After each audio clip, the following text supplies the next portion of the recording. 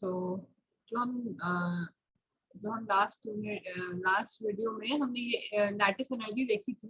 Lattice energy में NaCl की तो बॉर्न हेबर साइकिल से बहुत इजी था। यहाँ पे जो आपका Na है और Cl है, तो क्लोरीन को आपको एक बार डिसोशिएट करना था यहाँ पे डिसोसिएशन एनर्जी में, क्योंकि हमें सिर्फ एक NaCl में हमें एक क्लोरीन एटम चाहिए। तो इससे हम दो क्लोरीन, क्योंकि Cl2 गैस होती है तो इसको एक बार डिसोशिएट करवा दे रहे हैं। जो आप कोफिशिएंट यहाँ लिखेंगे रिएक्टेंट में, उस कोफिशिएंट से आपको मल्टीप्लाई या डिवाइड जो भी आप कर रहे हैं उससे सेम कोफिशिएंट आपको मल्टीप्लाई या डिवाइड आपके एनर्जी में भी करना पड़ेगा। तो आप यहाँ पे एक बार डिसोशिएट कर रहे थे तो आपको एक Cl मिल रहा था। फिर उस एक Cl में आपने इलेक्ट्रॉन डाला और आपकी इलेक्ट्रॉन एफिनिटी वाली एनर्जी लगेगी, रिलीज होगी और आपका Cl माइनस बन जाएगा। तो यहाँ पे आपको कोई एडिशन सब्ट्रैक्शन डिवीजन नहीं करना था, सिर्फ यहाँ पे आपको 2 से डिवाइड करना था। यही बात जब BaCl2 में हमने देखी थी बॉर्न हेबर साइकिल में, तो BaCl2 में आपको चाहिए 2 क्लोरीन एटम। BaCl2 में आपको चाहिए 2 क्लोरीन एटम। 2 क्लोरीन एटम के लिए मैंने जो यहाँ पे ये कहा था कि आप इसको हाफ से डिवाइड कर दीजिएगा, तो इसको थोड़ा सा चेंज कर लीजिएगा। थोड़ा सा चेंज ये कर लीजिएगा कि ज्यादा कोई चेंज नहीं है, बस यहाँ पे आप 2 से डिवाइड मत करिए। इसलिए ना करिए क्योंकि आपको 2 क्लोरीन एटम चाहिए, तो 2 क्लोरीन एटम आपको ऑलरेडी अपना Cl2 में मिल रहा है, तो आप एक बार डिसोसिएशन कराएंगे आपको 2 क्लोरीन एटम अपने आप मिल जाएंगे। यहाँ पे जो बात आती है, यहाँ पे देखिए, अब आपको 2 क्लोरीन एटम का इलेक्ट्रॉन एफिनिटी करवाना है, मतलब दो क्लोरीन एटम आपका एक एक इलेक्ट्रॉन गेन करेंगे। तो यहाँ पे इस वाली वैल्यू को सिर्फ आप इंटू 2 कर दीजिएगा, बिकॉज एक क्लोरीन, क्योंकि यहाँ पे जो आपको क्वेश्चन में वैल्यू दी होगी इलेक्ट्रॉन एफिनिटी की, वो एक क्लोरीन एटम के लिए दी होगी, right. So for 2 chlorine atoms आपको 2 बार उसको लेना पड़ेगा। तो आप, क्योंकि हम यहाँ पे 2 ले रहे हैं, 2 क्लोरीन चाहिए तो हमें 2 Cl माइनस मिल रहा है। तो क्योंकि हम यहाँ पे जो भी आप कोफिशिएंट रिएक्टेंट में लेंगे, जो भी स्टोइचियोमेट्री आप रिएक्टेंट में लेंगे, उस स्टोइचियोमेट्री से आपको मल्टीप्लाई या डिवाइड अपनी एनर्जी को, उस स्टेप की एनर्जी को करना पड़ेगा। सो दैट्स व्हाई यहाँ पे आप 2 क्लोरीन एक ही बार में आपके 2 डिसोसिएशन होगा और 2 क्लोरीन मिल जाएंगे। अब उन 2 क्लोरीन को आपको एक एक करके इलेक्ट्रॉन प्रोवाइड करवाना है। तो एनर्जी एक बार, जब एक क्लोरीन एटम एक इलेक्ट्रॉन गेन करेगा तो एक बार एनर्जी रिलीज होगी, फिर अगला क्लोरीन एटम इलेक्ट्रॉन गेन करेगा, फिर दूसरी बार एनर्जी रिलीज होगी, तो 2 बार एनर्जी रिलीज होगी, क्योंकि हम 2 क्लोरीन एटम की बात कर रहे हैं। और आपको क्वेश्चन में हमेशा एक बार एक क्लोरीन एटम की इलेक्ट्रॉन एफिनिटी वैल्यू दी होगी। सो इसलिए बस आप यहाँ थोड़ा सा चेंज कर लीजिएगा, इसको इस स्टेप में कुछ नहीं चेंज करना है। जब आपको 2 क्लोरीन एटम चाहिए, आपको चेंज कहाँ करना है, वो इस स्टेप में करना है जहाँ पे आपको मल्टीप्लाई करना है 2 से। अगर आपको अभी भी थोड़ा सा डाउट है तो आप इसका बना के देखिएगा। किसका, आप मैं नीचे बताती हूँ, AlCl3 का। अगर आपसे कहा जाए AlCl3 की आप लैटिस एनर्जी कैलकुलेट करिए with the help of Born Haber cycle, तो एल्यूमिनियम का तो कुछ नहीं है, सेम रहेगा। आप एल्यूमिनियम सॉलिड लेंगे, उसको एल्यूमिनियम आप गैस बनाएंगे, सब्लिमेशन करेंगे, फिर उस एल्यूमिनियम गैस का आप 3 बार आयनाइजेशन करवाएंगे, IE1, तो आपका एल्यूमिनियम प्लस बनेगा। फिर एल्यूमिनियम प्लस को करवाएंगे यही सेम काम, तो एल्यूमिनियम 2 प्लस, फिर एल्यूमिनियम 2 प्लस को ये काम करवाएंगे तो एल्यूमिनियम 3 प्लस, सॉरी यहाँ पे डिसोसिएशन, सॉरी आयनाइजेशन एनर्जी देंगे आप इतनी, तो वहाँ पे एल्यूमिनियम 3 प्लस मिल जाएगा। तो ये तो एल्यूमिनियम का काम है, ये सब कुछ गैस में हो गया है, तो ये तो ईजी है, आपको कभी भी मेटल टाइम पे दिक्कत नहीं आएगी। बात आती है क्लोरीन। अब आपको चाहिए 3 क्लोरीन, तो कैसे करेंगे, तो आप Cl2 आपके पास गैस ऑलरेडी होती है, इसका सबसे पहले आप करवा दीजिए डिसोसिएशन। डिसोसिएशन करवाते ही आपको क्या मिल जाएगा, आपको मिल जाएंगे 2 क्लोरीन, ठीक है। अभी 1 क्लोरीन और चाहिए, तो मतलब आपको एक और बार डिसोसिएशन करवाना पड़ेगा। अगर हमने सिर्फ फिर से Cl2 का डिसोसिएशन करवा दिया तो आपको 2 Cl फिर मिल जाएंगे, लेकिन हमको टोटल 3 चाहिए, तो 2 तो यहाँ से मिल गए। अब हमें इसे 2 से डिवाइड करना पड़ेगा, सो दैट कि अब हमें सिर्फ यहाँ पे आपका एक ही Cl मिले। तो टोटल 3 Cl के लिए यहाँ पे जो एनर्जी होगी डिसोसिएशन वाली, वो तो आप एज इट इज यूज कर लेंगे। इस सेम एनर्जी की वैल्यू आप यहाँ पे भी रखेंगे, बट उसको 2 से डिवाइड कर दीजिएगा, बिकॉज यहाँ हमने कोफिशिएंट में 2 से डिवाइड कर दिया। ये बहुत इंपॉर्टेंट क्वेश्चन है, 110%। अब मेरे से लिखवा लीजिए, ये क्वेश्चन आपके एग्जाम में जरूर रखा मिलेगा। एक कंपाउंड का आपको बॉर्न हेबर साइकिल से वो लैटिस एनर्जी कैलकुलेट करने को पक्का देगा। तो आपको ये ध्यान रखना है कि कितने एटम चाहिए, उतना डिसोसिएशन करवाना है, उतना आयनाइजेशन करवाना है, और उसी के हिसाब से आपको प्रोसीड करना है। तो क्योंकि हमें AlCl3 में 3 क्लोरीन चाहिए, तो यहाँ पे 2 क्लोरीन का पहले तो हमने एक मॉलिक्यूल डिसोसिएट करवाया, 2 Cl मिल गया। अब एक और Cl चाहिए तो उसके लिए फिर से अगले क्लोरीन मॉलिक्यूल को आपको आधे से डिवाइड करना पड़ेगा, उसकी एनर्जी को आधे से डिवाइड करना पड़ेगा ताकि आपको एक क्लोरीन मिले। अब आपको जाके कहीं टोटल 3 क्लोरीन मिल जाए। अब आपको तीनों का इलेक्ट्रॉन एफिनिटी चाहिए, मतलब तीनों क्लोरीन को आपको एक एक इलेक्ट्रॉन गेन करवाना है। और वो करवाते टाइम आपकी एनर्जी रिलीज होगी, बिकॉज Cl से Cl- जाने में क्लोरीन बहुत खुश है, वो एनर्जी रिलीज करके देगा आपको, आपको कोई एनर्जी देनी नहीं है। दैट मीन्स एक क्लोरीन से आपको Cl- जाने के लिए एक बार इलेक्ट्रॉन एफिनिटी की वैल्यू यहाँ पे आपको डेल्टा H दिया होगा ये। बट क्योंकि हमें 3 का करवाना है, हम टोटल 3 अपने एटम्स लेके आ चुके हैं, तो हम 3 क्लोरीन लेंगे, उसका 3 बार आपको Cl- मिल जाएगा। क्योंकि हमने यहाँ पे 3 से मल्टीप्लाई किया तो आपको इस वैल्यू को 3 से मल्टीप्लाई करके यूज करना है। So, जब आपको 3 क्लोरीन चाहिए तो आपको एक बार तो पूरी लेनी है, एक बार आधी करनी पड़ेगी बिकॉज एक क्लोरीन चाहिए, और उसके बाद आपको इलेक्ट्रॉन एफिनिटी करवानी है तो आपको उस वैल्यू को 3 से मल्टीप्लाई करना पड़ेगा, बिकॉज क्वेश्चन में जो ये दिया होगा वो आपको सिर्फ एक क्लोरीन का दिया होगा। तो आपको उसे 3 से मल्टीप्लाई करके 3 क्लोरीन एटम्स को इलेक्ट्रॉन गेन करवाना है।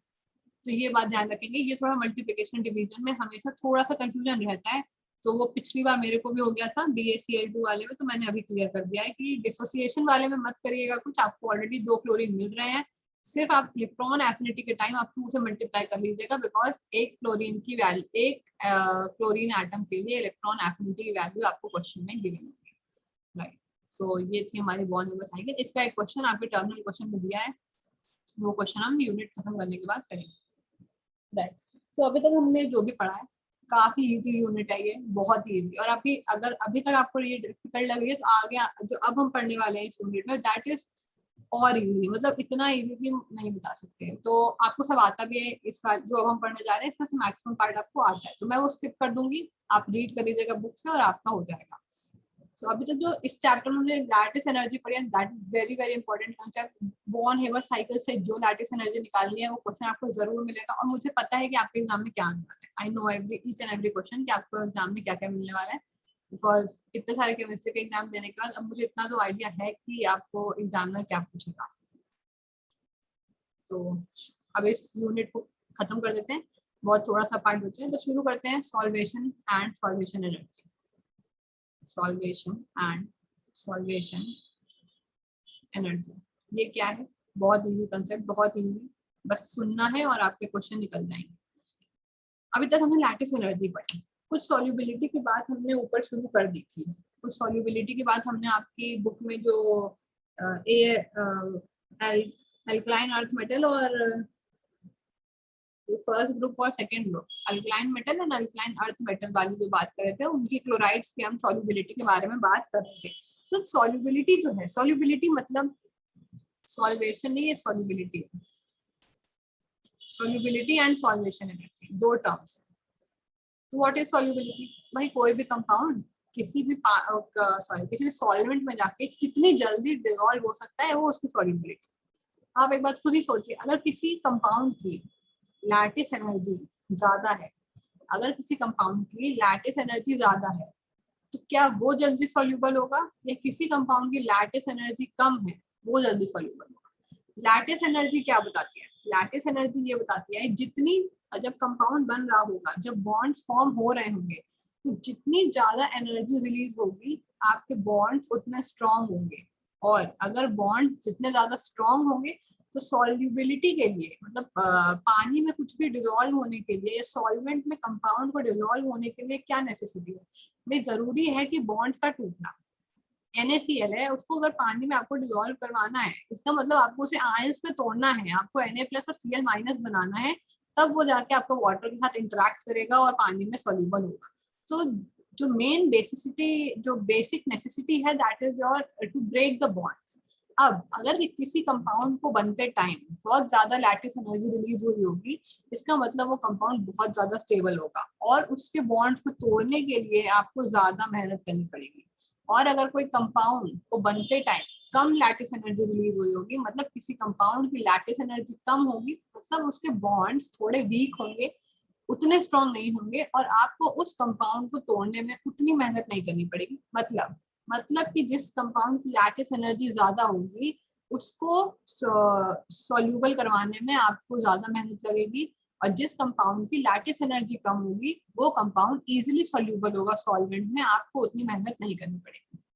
बस अगर आपने ये कंसेप्ट समझ लिया तो इसके आगे की कहानी बहुत आसान हो जाएगी और आगे आने वाले क्वेश्चंस और भी आसान हो जाएंगे। तो first thing is solubility. Solubility कुछ नहीं, to dissolve a compound in any solvent is called solubility. The main part is solvation energy. Solubility किन दो फैक्टर्स पे डिपेंड करेगी? Solubility will depend on two factors, only and only two factors, mainly two factors. First factor is the lattice energy, very very big factor. Second factor is your solvation energy. Solvation energy या solvation enthalpy, आप दोनों चीज बोल सकते हैं। तो ये दोनों क्या है? लैटिस एनर्जी आपको पता है, energy released when 1 mole of compound is formed from its gaseous ions। तो ये रिलीज हो रही है एनर्जी, जितना स्टेबल होगा कंपाउंड, मतलब जितने स्ट्रॉन्ग होंगे बॉन्ड्स, उतनी ज्यादा ये एनर्जी रिलीज होगी, right. What is solvation energy? Solvation energy is the, it is defined as, लिख लीजिएगा क्योंकि डिफाइन में भी आ सकता है, it is defined as amount of energy released, as amount of energy released when 1 mole of gaseous ions dissolve in a large amount of water. Large amount of water forming an infinitely dilute solution। क्या मतलब है इस बात का? आप गौर करें तो यहाँ पे एनर्जी यहाँ पे भी रिलीज हो रही है, और लैटिस एनर्जी में भी आपकी एनर्जी रिलीज ही होती है, एनर्जी रिलीज। दोनों आपस में एकदम उल्टे हैं, लैटिस एनर्जी और सॉल्वेशन, दोनों में एनर्जी रिलीज तो हो रही है बट फिर भी ये दोनों आपस में अपोजिट है। कैसे, वो भी थोड़ी देर में समझ में आ जाएगा। लैटिस एनर्जी जब बॉन्ड्स बन रहे हैं तब एनर्जी रिलीज हो रही है। सॉल्वेशन एनर्जी जब कोई गैसियस आयंस, भाई ये टर्म बहुत इंपॉर्टेंट है, गैसियस आयंस डिसॉल्व कर, एक तो आयंस होने चाहिए, लाइक अगर NaCl की बात करें, आपको इसे पानी में डिसॉल्व करवाना, तो आपका जो सोडियम आयन गैसियस फेज में होना चाहिए, क्लोरीन आयन आपका गैसियस फेज में।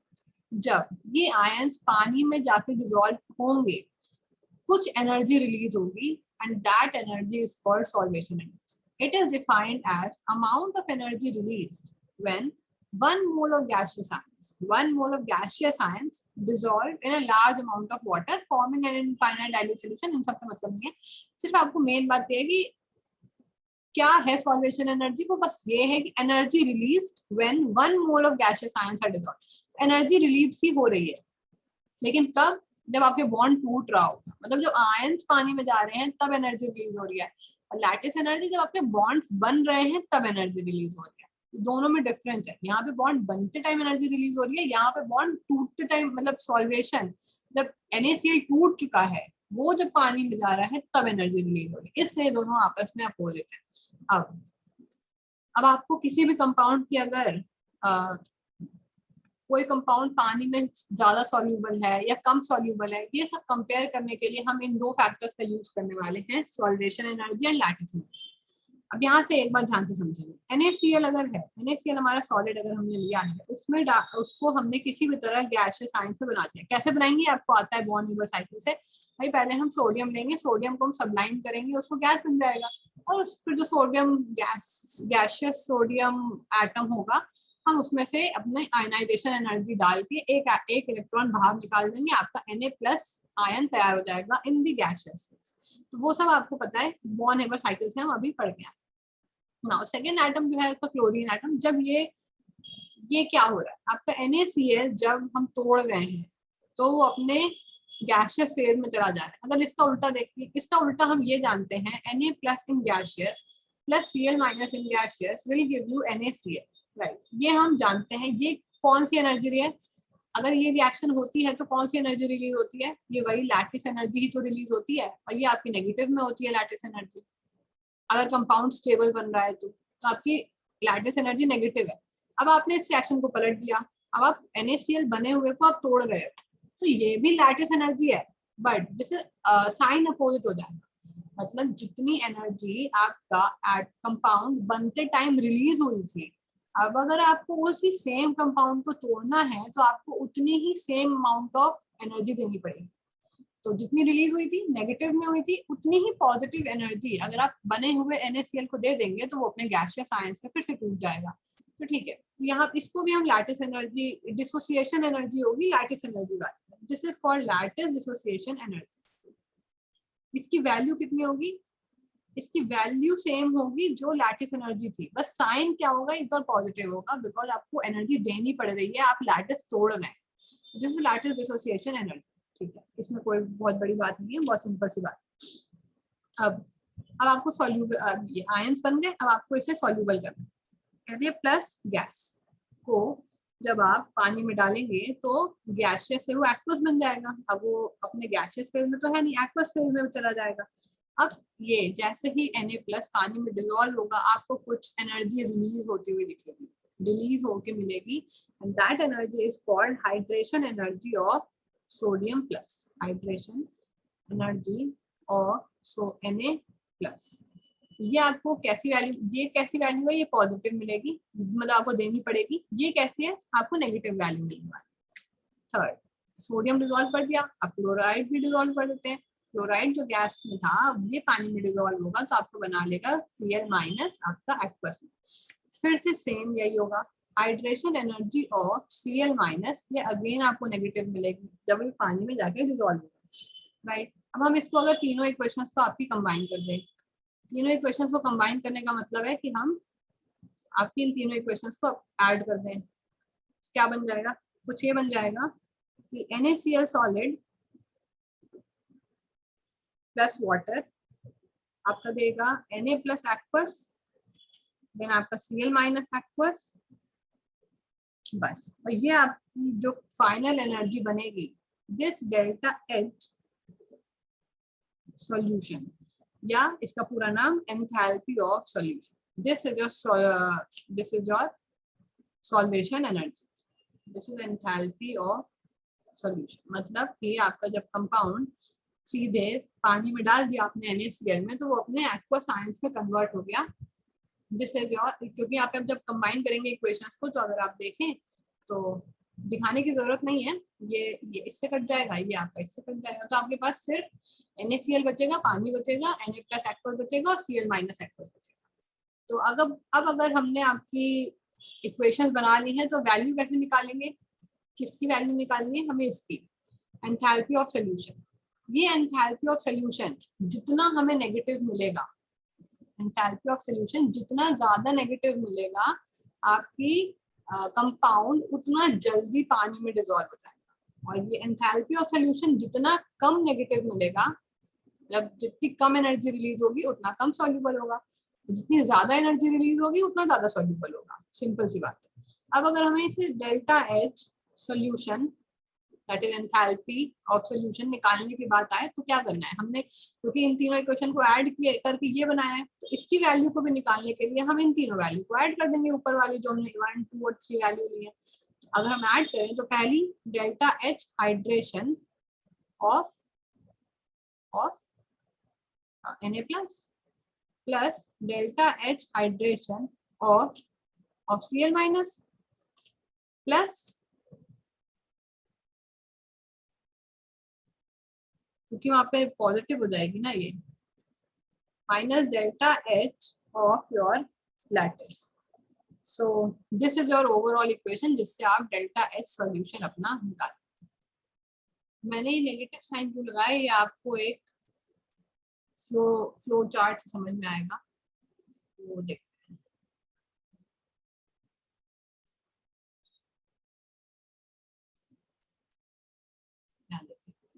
This is enthalpy change during the dissolution process of NaCl। अब इसमें आप देखिए तो Na+ और Cl-, पहले NaCl सॉलिड आपको मिला, आपको इसे तोड़ना पड़ेगा Na+ और Cl- गैसियस आयंस में, उसके लिए आपको कुछ हाइड्रेशन कुछ लैटिस एनर्जी देनी पड़ेगी। ये डेल्टा HL क्या है और डेल्टा HL डैश क्या है, दोनों की वैल्यू सेम होगी, जस्ट साइन अपोजिट होंगे। ये क्या है, ये आपकी लैटिस एनर्जी है। ये कौन सी एनर्जी होगी, जो आपकी नेगेटिव हो, नेगेटिव वाली। मतलब जब आपका, हाँ, जब आपके Na+ और Cl- बन कंबाइन करके NaCl बनाएंगे, तो आपकी जो क्योंकि लैटिस बन रहा है और लैटिस बनते टाइम एनर्जी रिलीज होगी, दैट विल बी नेगेटिव। और डेल्टा HL- क्या है, ये भी आपकी लैटिस डिसोसिएशन एनर्जी है, बट ये कैसी होगी, ये पॉजिटिव होगी, बिकॉज आपको NaCl को आप तोड़ के क्या बना रहे हो, Na+ और Cl- आयंस बना रहे हो। सो ये दोनों वैल्यू सेम होंगी, जस्ट आपके साइंस अपोजिट होंगे। एक में आप लैटिस तोड़ रहे हो और एक में आप लैटिस बना रहे हो। ठीक है, ये तो हुआ। आप NaCl सॉलिड से शुरू किया, आपको डिसॉल्व करना है ना NaCl को पानी में, तो आपके पास NaCl होगा, आप उसको तोड़ोगे फोड़ोगे और आपको पानी में डिसॉल्व करना है।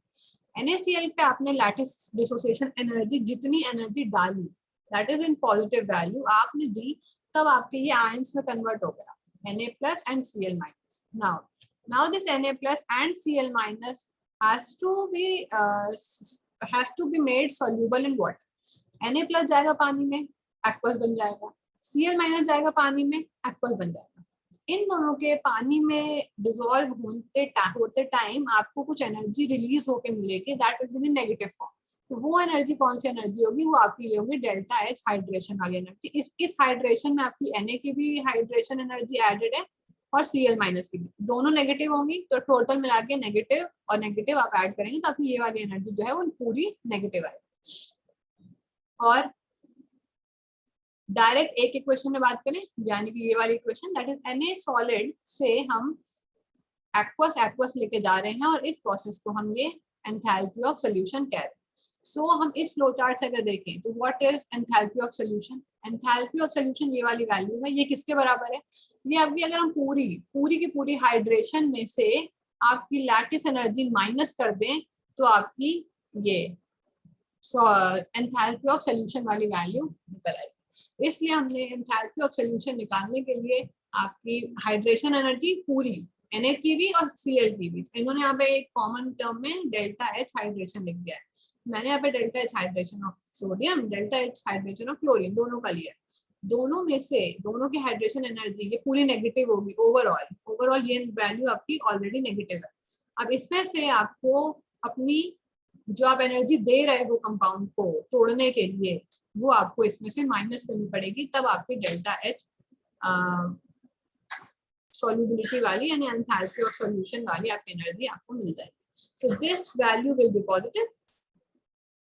ठीक है, आई थिंक इनको यहाँ पे डेल्टा H- ही लिखना चाहिए, हो सकता है कि आपके बुक में ये मिसप्रिंट हो, तो ये डेल्टा HL- लिखना चाहिए इन्हें, क्योंकि हम यहाँ पे एनर्जी दे रहे हैं, that will be positive energy. तो हम पॉजिटिव पे लेके जा रहे हैं, हम आयंस बना रहे हैं, आयंस में हम हाइड्रेशन कर रहे हैं, उनको एक्वस बना रहे हैं, और यहाँ से यहाँ तक आने वाला डायरेक्ट प्रोसेस हमारा एंथैल्पी ऑफ सॉल्यूशन हमें दे। तो एंथैल्पी ऑफ सॉल्यूशन की आई थिंक अब ये क्वेश्चन समझ में आ गई होगी कि इस फ्लो चार्ट से पूरी एनर्जी में से अगर हम ये वाली एनर्जी माइनस कर दें, तो हमें ये वाली नीचे वाली एनर्जी हमारी मिल जाएगी, that is enthalpy of solution. तो इसलिए हमने वहाँ पे डेल्टा H- को माइनस किया, ये एनर्जी पूरी नेगेटिव होगी, ये एनर्जी हमारी पॉजिटिव होगी। अब बस यहीं से हमें सारा अपना क्लू, हम अपने कंक्लूजन पे पहुंचने वाले हैं। This is delta H hydration of both the ions minus delta HL, that is your lattice energy जो आपको देनी पड़ेगी। अब आपको अगर अपने कंपाउंड को पानी में घोलना है, मतलब सॉल्यूबलाइज करवाना है, उसके लिए आपका डेल्टा H ऑफ सॉल्यूशन बहुत ज्यादा होना चाहिए, मतलब नेगेटिव होना चाहिए, आई मीन टू से। अगर ये पानी में जाते टाइम आपका कंपाउंड नेगेटिव एनर्जी रिलीज कर रहा है, मतलब एनर्जी रिलीज कर रहा है, तो नेगेटिव आ रही है आपकी वैल्यू, तो मतलब आपका कंपाउंड पानी में डिसॉल्व हो रहा है। और अगर आपको ये वैल्यू पॉजिटिव आ रही है, मतलब आपको देनी पड़ रही है एनर्जी, इसका मतलब वो खुद से डिसॉल्व नहीं हो रहा है, उसकी सॉल्युबिलिटी बहुत कम है पानी के अंदर। अब आपको अगर आपको ये वैल्यू नेगेटिव चाहिए, मतलब आप चाहते हो कि आपको चेक करना है कि आपका कंपाउंड पानी में सोल्यूबल है या नहीं, तो अगर सोल्यूबल होगा तो नेगेटिव वैल्यू आएगी। अगर नेगेटिव वैल्यू चाहिए तो इसके लिए आपकी ये ऑलरेडी नेगेटिव है, बट ये पॉजिटिव है, तो ये जो पार्ट है ये आपको इस वैल्यू को कम कर देगा। तो ये जितनी कम हो उतना अच्छा, आपकी ये वैल्यू नेगेटिव रहेगी ज्यादा से ज्यादा। ये जैसे जैसे आपका बढ़ता जाएगा, मतलब आपकी पॉजिटिव वैल्यू बढ़ती जाएगी, और जब आप इसमें से नेगेटिव करेंगे, माइनस करेंगे, तो आपकी ये वैल्यू कम होती चली जाएगी नेगेटिव में। आई होप की बात समझ में आ रही है आपको। इतना मतलब इस लेवल पे जाके आपको क्या ही पढ़ाना है, ये सब तो आप मेरे से भी ज्यादा अच्छे से जानते हो आप। ठीक है, तो ये तो मैथ्स वाली बात ही है, इसमें कोई बहुत बड़ी बात है नहीं। तो यहाँ क्या था, डेल्टा एच। हाँ, तो ये है पॉजिटिव, ये है नेगेटिव। बस मुझे इतनी सी बात समझानी है कि आपको एंथैल्पी, लैटिस एंथैल्पी या लैटिस एनर्जी कम से कम अगर हो तो ये नेगेटिव ज्यादा से ज्यादा होगा। इसका मतलब कोई भी कंपाउंड जिसकी लैटिस एनर्जी कम हो, लैटिस एनर्जी कम होने का मतलब उसके बॉन्ड्स वीक हो, तभी तो लैटिस एनर्जी कम रिलीज होगी। लैटिस एनर्जी कम हो इसका मतलब उसके बॉन्ड्स वीक हो, बॉन्ड्स वीक होंगे तो आपकी एंथैल्पी ऑफ हाइड्रेशन या ये एंथैल्पी ऑफ ये वाली जो एंथैल्पी है, बार बार नाम भूल जा रहे हैं, एंथैल्पी ऑफ सोल्यूशन, मतलब डिसॉल्व होने वाली एंथैल्पी, ये ज्यादा से ज्यादा नेगेटिव हो जाएगी। इसका मतलब आपके बॉन्ड अगर वीक होंगे किसी कंपाउंड के, तो वो कंपाउंड जल्दी पानी में सोल्यूबलाइज होगा। अरे तो कॉमन सी बात है, हम इक्वेशन से गए तो मैसे भी जनरल जानते हैं भाई, जिस चीज के कंपाउंड, जिस चीज के बॉन्ड वीक होंगे वो पानी में जाके जल्दी टूट जाएंगे, और जिस भी कंपाउंड के बॉन्ड स्ट्रॉन्ग होंगे वो पानी में जाके देर से टूटेंगे। तो वो हम इस इक्वेशन से बता सकते हैं कि आपकी लैटिस, एक तो लैटिस एनर्जी पे डिपेंड किया और एक हाइड्रेशन एनर्जी। हाइड्रेशन एनर्जी ज्यादा से ज्यादा होनी चाहिए, बट लैटिस एनर्जी कम से कम होनी चाहिए, तब आपका वो कंपाउंड उतनी जल्दी पानी में सॉल्यूबल होगा। ये है आपका कंसेप्ट। ये आपकी इक्वेशन जो है ये इंपॉर्टेंट है, ये आपको वैल्यूज भी देगा क्वेश्चन में, एक क्वेश्चन भी दिया भी हुआ है आपकी बुक में, उसको भी देख लेते हैं। तो ये इक्वेशन बहुत इंपॉर्टेंट है, जो आपको ये बताएगी कि आपका कंपाउंड कितना ज्यादा पानी में डिसॉल्व हो पा रहा है या नहीं हो पा रहा है। सो सॉल्ट्स इन विच, अब ये लैटिस एनर्जी, अब लैटिस एनर्जी तो हम अभी ऊपर पढ़ के आ चुके हैं पिछले वीडियो में कि लैटिस एनर्जी किस पे डिपेंड करती है। लैटिस एनर्जी हमारे दो फैक्टर पे डिपेंड करती है, एक हमारे चार्जेस पे और एक हमारा lattice energy inversely proportional to your A, that is your radii, ionic radii. Ionic radii आपकी, आपको अगर लैटिस एनर्जी कम रखनी है, अगर किसी कंपाउंड को ज्यादा सॉल्यूबल करवाना है तो उसकी लैटिस एनर्जी कम होनी चाहिए। लैटिस एनर्जी कम होने के लिए उस पर चार्जेस कम होने चाहिए और उसकी आयनिक रेडियाई ज्यादा होनी चाहिए। तो किसी भी कंपाउंड पे चार्जेस कम है और आयनिक रेडियाई ज्यादा है, इसका मतलब उसकी लैटिस एनर्जी कम है। लैटिस एनर्जी कम है तो मतलब उसका डेल्टा एच सोल्यूशन ज्यादा है, डेल्टा सोल्यूशन ज्यादा है, इसका मतलब वो कंपाउंड आपका अच्छे से अच्छे तरीके से पानी में डिसॉल्व हो जाएगा। ठीक है, ये सब कुछ इन्हीं फैक्टर्स पे आपको आंसर्स देने हैं। आगे आने वाली रीजनिंग में बार बार यही कंसेप्ट लगेंगे। अगर आपको लैटिस एनर्जी के दो फैक्टर पता है कि इन फैक्टर पर डिपेंड करती है, और आपको ये याद है कि हमारी इंथैल्पी ऑफ सोल्यूशन या सॉल्यूबल, ये वाली जो एनर्जी है आपकी सॉल्वेशन एनर्जी, ये दो फैक्टर पे डिपेंड करती है, तो बस आपकी सारी रीजनिंग बहुत आराम से निकल जाएगी और बहुत स्कोरिंग पार्ट बन जाएगा। तो लैटिस एनर्जी के दो फैक्टर याद रखने हैं, charges and ionic radii, and solvation energy के दो फैक्टर याद रखने हैं, हाइड्रेशन एंथैल्पी एंड एक लैटिस एनर्जी। अब लैटिस एनर्जी को फिर से उसी से कनेक्ट करना पड़ेगा आपको चार्जेस और आयनिक रेडियाई से। तो आगे आगे आने वाले टाइम में हम इनके क्वेश्चन देखेंगे। सो एक क्वेश्चन है,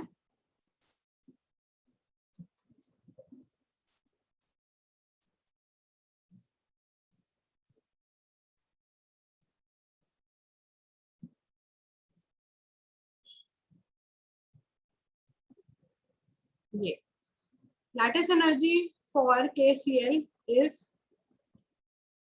-715. The enthalpies of hydration for potassium and chloride are this and this. From these values calculate enthalpy of solution for KCl. कोई बड़ी बात नहीं है। एंथैल्पी ऑफ सोल्यूशन का आपको फॉर्मूला पता है, ये होता है आपका delta H of hydration of both the ions, then minus आपकी लैटिस एनर्जी। बस लैटिस एनर्जी को आपको माइनस करना है, that is delta H solution is equals to आपका हाइड्रेशन वाली -322 -363 माइनस, और यहाँ पे ऑलरेडी एक माइनस है 715, और आपका बन जाएगा delta H solution is equals to, इन दोनों को ऐड कर दीजिएगा और माइनस कर दीजिएगा, तो ये बन जाएगा 685 प्लस 715। तो आपकी वैल्यू जो है कुछ प्लस पॉजिटिव आ जाएगी। दैट मीन्स कि आपका KCl जो कंपाउंड है इसकी एंथैल्पी ऑफ सोल्यूशन या सॉल्वेशन एनर्जी आपकी पॉजिटिव आ रही है। इसका मतलब आपको एनर्जी देनी पड़ेगी KCl को पानी में डिसॉल्व करवाने के लिए, ये खुद से अब इतनी आसानी से डिसॉल्व नहीं होगा। ये आपको इस डेटा से पता चल रहा है। सो लैटिस एनर्जी आपकी ऑलरेडी नेगेटिव में दी होगी, वो आपको नेगेटिव में ही पुट करनी है, और ऑलरेडी यहाँ पे नेगेटिव साइन रहेगा तो वो आपकी ओवरऑल लैटिस एनर्जी जो है वो पॉजिटिव बन जाएगी। सो ये जो है ये नेगेटिव वाली लैटिस एनर्जी ही है। ये ओवरऑल ही माइनस लगाने के बाद आपकी वैल्यू पॉजिटिव बन जाएगी। जब माइनस और ये वैल्यू भी अंदर लैटिस एनर्जी वाली नेगेटिव रहेगी तो आपका ये पूरा का पूरा टर्म ये पूरा का पूरा टर्म आपका पॉजिटिव आएगा। तो जब ये पॉजिटिव आएगा इसका मतलब वो जितना ज्यादा होगा आपकी वो सॉल्वेशन एंथैल्पी को उतना कम कर देगा। तो इसलिए आपको लैटिस एनर्जी कम रखनी है। अगर किसी कंपाउंड की लैटिस एनर्जी कम है इसका मतलब वो तभी पानी में बढ़िया सॉल्यूबल हो पाएगा, क्योंकि तब उसकी एंथैल्पी ऑफ सॉल्यूशन ज्यादा नेगेटिव आ पाएगी। तो ये कुछ 2 फैक्टर्स हैं जिनको ध्यान रखना है। कुछ बातें दी हैं that salts in which both the anion and cation are singly charged are generally soluble। यहाँ पे बात करें अगर इन पॉइंट्स की, ये तो इसमें कुछ बड़ी बात नहीं है। देख, salts in which both the anion and cation are singly charged। Singly charge क्यों बोल रहे हैं? क्योंकि अगर ज्यादा चार्ज होगा तो आपको पता है लैटिस एनर्जी चार्ज से डायरेक्टली प्रोपोर्शनल है। तो आपको चार्जेस कम रखने हैं तभी लैटिस एनर्जी कम रहेगी, और लैटिस एनर्जी कम रहेगी तो हाइड्रेशन यानी एंथैल्पी ऑफ सॉल्यूशन बढ़ जाएगा। तो salts in which both anion cation are singly charge are generally soluble. एक एक्सेप्शन आपको दिख रहा है सिल्वर हैलाइड का, इसकी बात हम अभी आगे जाके अगले इसी यूनिट के अगले टॉपिक में करेंगे, क्यों ये सिल्वर हैलाइड नहीं सॉल्यूबल है पानी में। बाकी आपके सॉल्ट जिनमें कम से कम चार्ज होगा वो ज्यादा सॉल्यूबल होंगे। Salts in which both the cations and anions are multiply charged are generally insoluble। obvious बात है कि सिंगली चार्ज है तो ज्यादा soluble है, जब मल्टीपली चार्ज हो जाएंगे तो आपके चार्जेस बढ़ गए, इसका मतलब लैटिस एनर्जी बढ़ गई। लैटिस एनर्जी बढ़ गई, आपकी पॉजिटिव वैल्यू यहाँ पे जब आप रखेंगे नेगेटिव वैल्यू तो पॉजिटिव वैल्यू पूरी बढ़ जाएगी, तो आपकी सॉल्वेशन एनर्जी कम हो जाएगी, तो कंपाउंड कम सॉल्यूबल होंगे। तो salts in which both cations and anions are multiply charged are generally insoluble, normal सी बात है। Salt that have degree of covalency often have low solubility in water। जिनमें ज्यादा कोवेलेंट कैरेक्टर आ जाएगा वो भी कम सोल्यूबल होंगे। ये जो थर्ड वाला पॉइंट है ये अभी हम नेक्स्ट पार्ट में डिटेल में देखेंगे कैसे फजांस रूल। अब जो टॉपिक है ये सॉल्युबिलिटी वाला टॉपिक खत्म। ये polarising power and polarisability of ions एक बहुत ही इंपॉर्टेंट टॉपिक। आप इसको जितना इंपॉर्टेंट मान सकते हैं मान लीजिए, भाई इसके क्वेश्चन आने ही आने हैं। What is polarising power? ये 3 वर्ड है, पोलराइजिंग पावर एक वर्ड है, एक आपका टर्म है पोलराइजेबिलिटी और एक वर्ड है आपका एक पोलराइजिंग पावर, एक पोलराइजेबिलिटी और एक पोलराइजेशन। ये तीनों टर्म क्या हैं और इनको डिफाइन करने को भी बिल्कुल आ सकता है आपके एग्जाम में। सो शुरू करते हैं। अगर कोई कैटायन है और कोई एनायन, हमेशा कैटायन का साइज छोटा होता है और एनायन का साइज बड़ा होता है, ये हम ऊपर पढ़ के आ चुके हैं इसी यूनिट में। तो कैटायन एनायन जब एक दूसरे को अप्रोच करते हैं, जब एक कैटायन और एक एनायन एक दूसरे को अप्रोच करते हैं तो कैटायन की टेंडेंसी है इलेक्ट्रॉन को अपनी तरफ खींचना। कैटायन अपनी तरफ इलेक्ट्रॉन को खींचेगा तो वो जो एनायन उसके पास है उसके इलेक्ट्रॉन को थोड़ा थोड़ा अपनी तरफ खींचना शुरू कर देता है। तो कुछ इलेक्ट्रॉन क्लाउड जो होता है आपके एनायन का, वो पहले तो एनायन एक नॉर्मल आइडियल स्फीयर था, बट जब वो कैटायन की इन्फ्लुएंस में आता है, उसकी एक कैटायन उसके पास अप्रोच करता है, तो आपका जो धीरे धीरे जो एनायन होता है वो स्फेरिकल ना रह के आपका ओवल हो जाता है, क्योंकि उसका जो इलेक्ट्रॉन क्लाउड होता है वो स्फेरिकल नहीं रह सकता, बिकॉज कैटायन उसके इलेक्ट्रॉन को अपनी तरफ खींच रहा है। अब वो कैटायन धीरे धीरे इलेक्ट्रॉन को खींचता है और आपका जो एनायन है वो आइडियल स्फीयर से चेंज होके आपका थोड़ा थोड़ा ओवल होने लग जाता है। This concept is called your polarisation. Cation anion का जो आइडियल स्फीयर जो शेप है आइडियल स्फीयर उसको डिस्टॉर्ट कर रहा है और आपका एनायन का शेप चेंज हो जा रहा है, एनायन के इलेक्ट्रॉन कैटायन की तरफ अट्रैक्ट हो रहे हैं और this tendency of cation to attract electrons of anion towards itself is called polarization. अब पोलराइजेशन हो रहा है, इसका मतलब आपका कंपाउंड में कोवेलेंट कैरेक्टर आएगा। कोवेलेंट कैरेक्टर का मतलब है जो हम आयनिक अभी तक पढ़ते आ रहे हैं, आयनिक बॉन्ड, आयनिक आयनिक आयनिक में हमने यही सब पढ़ा है कि एक एटम पूरा का पूरा इलेक्ट्रॉन दे देता है दूसरे एटम को, ये पढ़ते आ रहे हैं आयनिक बॉन्डिंग, मतलब कंप्लीट ट्रांसफर ऑफ इलेक्ट्रॉन होता है। बट कोई भी आयनिक बॉन्ड 100% आयनिक नहीं होता और कोई भी कोवेलेंट बॉन्ड 100% कोवेलेंट नहीं होता, ऐसा पाया गया। ऐसा कैसे देखा गया? यही सब एक्सेप्शन, जैसे अभी पढ़ा था कि जो सिल्वर के सॉल्ट है वो सॉल्यूबल नहीं है पानी में, तो क्यों नहीं है भाई? अगर आयनिक बॉन्डिंग होती तो भाई बहुत आयनिक कंपाउंड जल्दी सॉल्यूबल हो जाते, तो वो जल्दी सॉल्यूबल हो जाना चाहिए था as compare to your covalent compounds, but नहीं हो रहा था। तो ऐसा पाया गया कि हर आयनिक बॉन्ड 100% आयनिक नहीं है, हर कोवेलेंट बॉन्ड 100% कोवेलेंट नहीं है, हर आयनिक बॉन्ड के अंदर कुछ कोवेलेंट कैरेक्टर है और हर कोवेलेंट बॉन्ड के अंदर कुछ आयनिक कैरेक्टर है। तो हम इसको आयनिक बॉन्ड क्यों बोल रहे हैं? तो क्योंकि परसेंटेज ज्यादा है ना, बस इसलिए आयनिक बॉन्ड बोल रहे हैं। हर आयनिक बॉन्ड के अंदर आपका जैसे NaCl के बीच में जो बॉन्ड है, ठीक है, NaCl के बीच में कुछ बॉन्ड है, वो बोला तो आयनिक बॉन्ड जाता है बट प्योर आयनिक बॉन्ड नहीं, मतलब 100% नहीं, इसमें कुछ परसेंटेज ऑफ कोवेलेंट कैरेक्टर है। अब वो कुछ परसेंटेज बहुत ज्यादा नहीं है, लेकिन अगर आपका 80% आयनिक होगा तो सिर्फ 20% आपका कोवेलेंट होगा, इसलिए जो परसेंटेज ज्यादा है उसका नाम दे दिया जाता है कि आयनिक बॉन्ड है। अब कोई कोवेलेंट बॉन्ड होगा जैसे HCl के बीच में माना जाता है कोवेलेंट बॉन्ड है, बट 100% कोवेलेंट भी नहीं है, कुछ आयनिक परसेंटेज प्रेजेंट है, अराउंड 17% आयनिक है, बाकी आपका कोवेलेंट है 100 में से माइनस करके, सो 83। तो ये आपका कोवेलेंट पार्ट है, ये आयनिक। इसको क्यों कोवेलेंट बोला जा रहा है? बिकॉज कोवेलेंट परसेंटेज ज्यादा है इसलिए कोवेलेंट बोला जा रहा है, बट प्योर कोवेलेंट नहीं है, थोड़ा आयनिक कैरेक्टर भी प्रेजेंट है। यही सब कुछ जब डिस्कवर होना शुरू हुआ कि कोई भी बॉन्ड 100% आयनिक नहीं है, कोवेलेंट नहीं है, तब एक साइंटिस्ट आए फजान, उन्होंने अपने कुछ रूल्स दिए जिनको बोला गया फजान रूल्स। ये रूल्स क्या बताते हैं? ये रूल्स ये बताते हैं कि हमारा कोई भी कैटायन कितना ज्यादा पोलराइजिंग पावर रखता है और कोई एनायन कितनी जल्दी पोलराइज हो सकता है। कोई कैटायन, जो पोलराइजिंग पावर वर्ड लिखा है मैंने और एक ही मैंने वर्ड लिखा है पोलराइजेबिलिटी, तो ये दोनों वर्ड जो है, ये वर्ड आपका कैटायन के लिए यूज होता है, ये वर्ड आपका एनायन के लिए यूज होता है। And this is the general concept कि पोलराइजेशन क्या है? वो है आपका the distortion of electron cloud of anion due to the presence of cation is called polarisation. आपका कैटायन एनायन के इलेक्ट्रॉन क्लाउड को अपनी तरफ अट्रैक्ट कर रहा है, जिसकी वजह से एनायन जो है डिस्टॉर्ट हो जा रहा है, and this process is called polarisation. What is polarising power?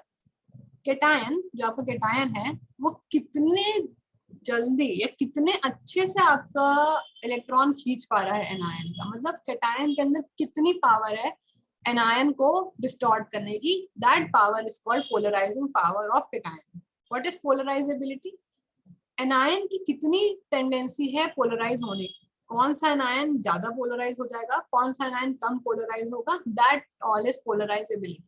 तो the capacity of anion to get polarized towards the cation is called polarizability. मतलब polarizability मतलब polarization होने की ability is called polarizability, and polarizing power is cation कितनी जल्दी anion को polarize कर सकता है, उसके इलेक्ट्रॉन कितनी जल्दी छीन के ले जा सकता है और अपनी तरफ अट्रैक्ट कर सकता है, that will be the tendency of cation। ठीक है, अब जितना ज्यादा पोलराइजेशन होगा उतना ज्यादा आपका कोवेलेंट कैरेक्टर आ जाएगा। कहने का क्या मतलब है भाई, यहाँ था पहले था एक कैटायन और एक एनायन, दोनों अपनी जिंदगी जी रहे थे, दोनों अगर नॉर्मल एक बॉन्डिंग बनाते आयनिक बॉन्डिंग तो कंप्लीट ट्रांसफर ऑफ इलेक्ट्रॉन होता, ना इसको दिक्कत थी ना इसको दिक्कत थी, एक प्योर आयनिक कंपाउंड है, ये माना गया। बट जब देखा गया कि नहीं भाई, कैटायन जो है वो तो चुपचाप बैठा ही नहीं है, वो आपके एनायन को खराब करने की कोशिश कर रहा है, तो पहले आपका एनायन एक आइडियल स्फेरिकल था, बट जब वो कटायन की इन्फ्लुएंस में आया तो अब वो आइडियल स्फेयर नहीं रह गया, उसका शेप कुछ चेंज हो गया। अब चेंज हो गया मतलब ये शेप क्या चेंज हो गया भाई, इलेक्ट्रॉन क्लाउड ही तो है, ये इलेक्ट्रॉन ही तो अपनी तरफ अट्रैक्ट कर रहा है। तो इलेक्ट्रॉन जो है अब वो कटायन और एनायन के बीच में कहीं आके रह जाएंगे। अब यही तो कोवेलेंट बॉन्ड होता है। कोवेलेंट कैरेक्टर इसी को बोलते हैं जब आपकी कंप्लीट ट्रांसफर ऑफ इलेक्ट्रॉन ना हो पाए और शेयरिंग ऑफ इलेक्ट्रॉन होता है, दैट इज कोवेलेंट। जितनी ज्यादा पोलराइजेशन हो जाएगा, जितना ज्यादा कटायन पोलराइज कर ले जाएगा और एनायन पोलराइज हो जाएगा, उतना ज्यादा आपका कोवेलेंट कैरेक्टर किसी बॉन्ड में आ जाएगा और आयनिक परसेंटेज कम हो जाएगा। ठीक है, यही कुछ रूल्स थे जो हमें फजान ने बताए। अब आपको क्या काम करना है, मैंने तो एक शॉर्ट वे में आपको बता दिया। आपको ये, अभी तक मैंने आपको कहीं नहीं बोला कि आप रीड करिएगा, अब मैंने बोला कि आपको टाइम मिले तो रीड करिएगा, नहीं तो छोड़ दीजिएगा। बट इस टॉपिक में आई वुड से कि आपको ये 110% आपको ये टॉपिक रीड करना पड़ेगा, बस यहाँ तक।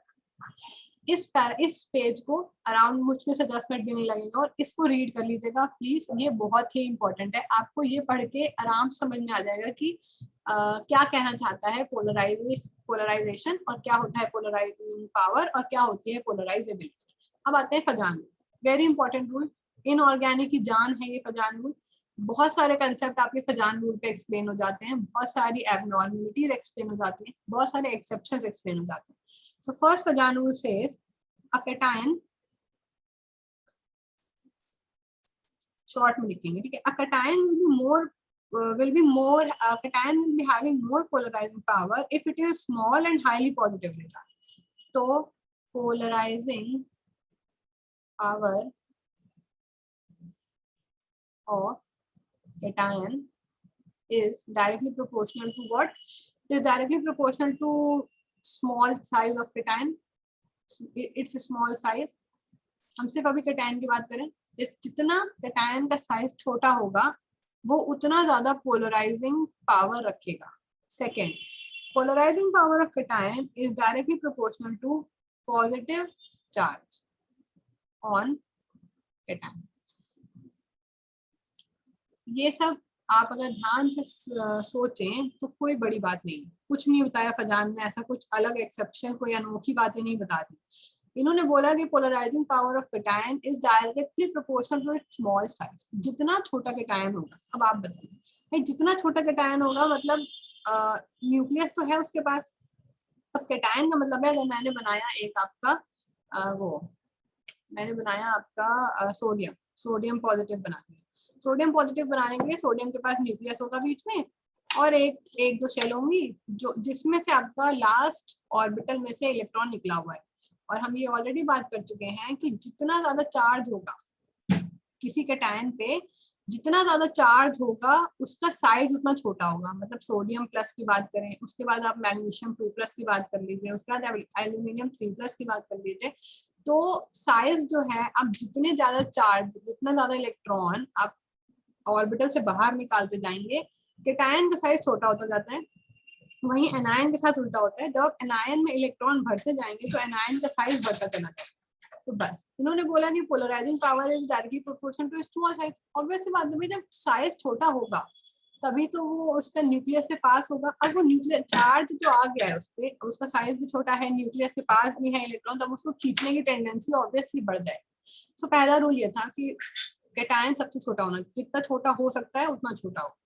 Second, positive charge on cation, भाई जितना ज्यादा चार्ज होगा उतना ज्यादा उसका साइज छोटा होगा, साइज छोटा होगा तो पोलराइजिंग पावर ऑलरेडी बढ़ जाएगी। तो कैटायन की ये दोनों बातें होनी चाहिए, एक छोटा साइज, एक ज्यादा चार्ज। अब बात आती है एनायन पे। An anion will be more polarised if it is large size and negatively charged। तो ठीक है, polarizability of anion will be directly proportional to its large size and it's directly proportional to negative charge on anion। कौन सी बड़ी बात बता दी भाई, polarising power of anion, polarisability of anion. Anion को अपने इलेक्ट्रॉन खिंचवाने हैं, इसका मतलब एक तो भाई जितना चार्ज बड़ा हो, अब आप कंपेयर कर लीजिए अगर F माइनस और I माइनस में, तो आयोडीन का साइज बहुत बड़ा है फ्लोरीन से। अगर फ्लोरीन का साइज इतना है तो आयोडीन का साइज भाई इतना बड़ा। तो आयोडीन का जो नेगेटिव चार्ज होगा, जो एक्स्ट्रा इलेक्ट्रॉन होगा, वो कहीं लास्ट वाले ऑर्बिट में होगा और फ्लोरीन का इलेक्ट्रॉन यहाँ होगा। भाई साइज छोटा है मतलब न्यूक्लियस के पास है, ये क्यों अपना खिंचवाने देगा? जब साइज बड़ा है तो न्यूक्लियस से दूर है, तो ये वाला इलेक्ट्रॉन जल्दी अपने को खिंचवा लेगा। ये वाला इलेक्ट्रॉन न्यूक्लियस से इतना चिपका हुआ है कि ये अपने को इतना खिंचवा नहीं पाएगा। तो कोई बड़ी बात नहीं है भाई, एनायन जितना, एनायन को अपने इलेक्ट्रॉन खिंचवाने हैं, साइज जितना बड़ा होगा जो इलेक्ट्रॉन सॉरी, जो इलेक्ट्रॉन जो लास्ट शेल में है वो सबसे दूर होगा न्यूक्लियस से, और वो अपने को जल्दी खिंचवा ले जाएगा। Negative charge on anion, obvious भाई बात है भाई, जितना ज्यादा नेगेटिव चार्ज होगा एनायन उतना बड़ा होगा, और जितना नेगेटिव चार्ज मतलब आपके पास उतने एक्स्ट्रा इलेक्ट्रॉन है खिंचवाने के लिए, तो भाई एनायन अपने को खिंचवा ले जाएगा। कैटायन के पास ज्यादा से ज्यादा पॉजिटिव चार्ज होना चाहिए, एनायन के पास ज्यादा से ज्यादा नेगेटिव चार्ज होना चाहिए। कैटायन छोटे से छोटा होना चाहिए और एनायन बड़े से बड़ा होना चाहिए। ये सब ड्रामा करने के लिए, ये सब ड्रामा हम कर क्यों रहे हैं? हम ये सब इसलिए कर रहे हैं कि हम ये पता करने जा रहे हैं कि आयनिक बॉन्ड में कोवेलेंट बॉन्ड कहाँ से आ गया। हर कंपाउंड एक जैसा क्यों नहीं है? मतलब कोई कंपाउंड तो बहुत जल्दी पानी में डिसॉल्व हो जा रहा है, कोई नहीं हो पा रहा है, तो इसका सबका रीजन क्या है? कि कोई था जो जिसमें जितना ज्यादा आयनिक कैरेक्टर होगा वो जल्दी डिसॉल्व हो जाएगा, और जहां किसी कंपाउंड में आपका कोवेलेंट कैरेक्टर बढ़ जाएगा वो आपका कम डिसॉल्व हो पाएगा पानी में। तो हम एंड में इसको आपको कंक्लूड करके ये देखेंगे कि भाई कौन जो कंपाउंड पानी में डिसॉल्व नहीं हो रहे हैं इजिली, वो क्यों नहीं हो रहे।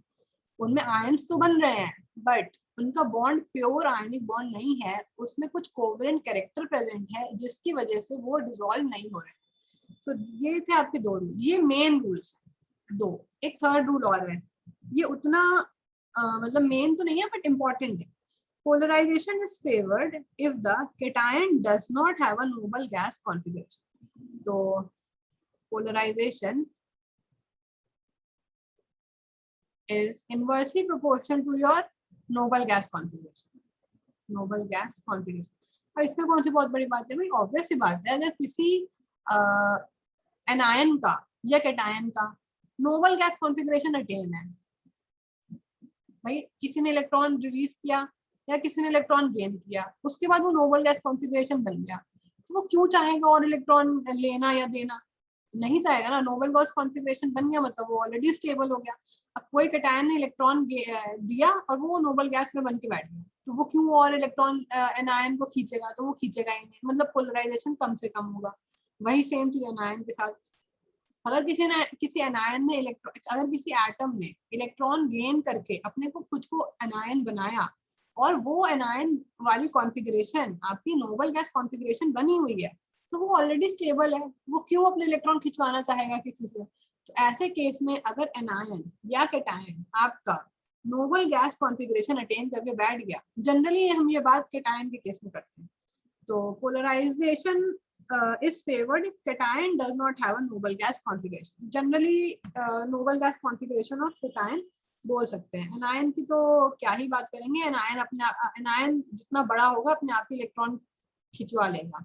बट अगर कैटायन का नोबल गैस कॉन्फ़िगरेशन अटेन है, उसको नहीं चाहिए और इलेक्ट्रॉन, वो नहीं तंग करेगा एनायन को और पोलराइजेशन नहीं हो पाएगा। सो आपका नोबल गैस कॉन्फ़िगरेशन नहीं होना चाहिए फॉर पोलराइजेशन।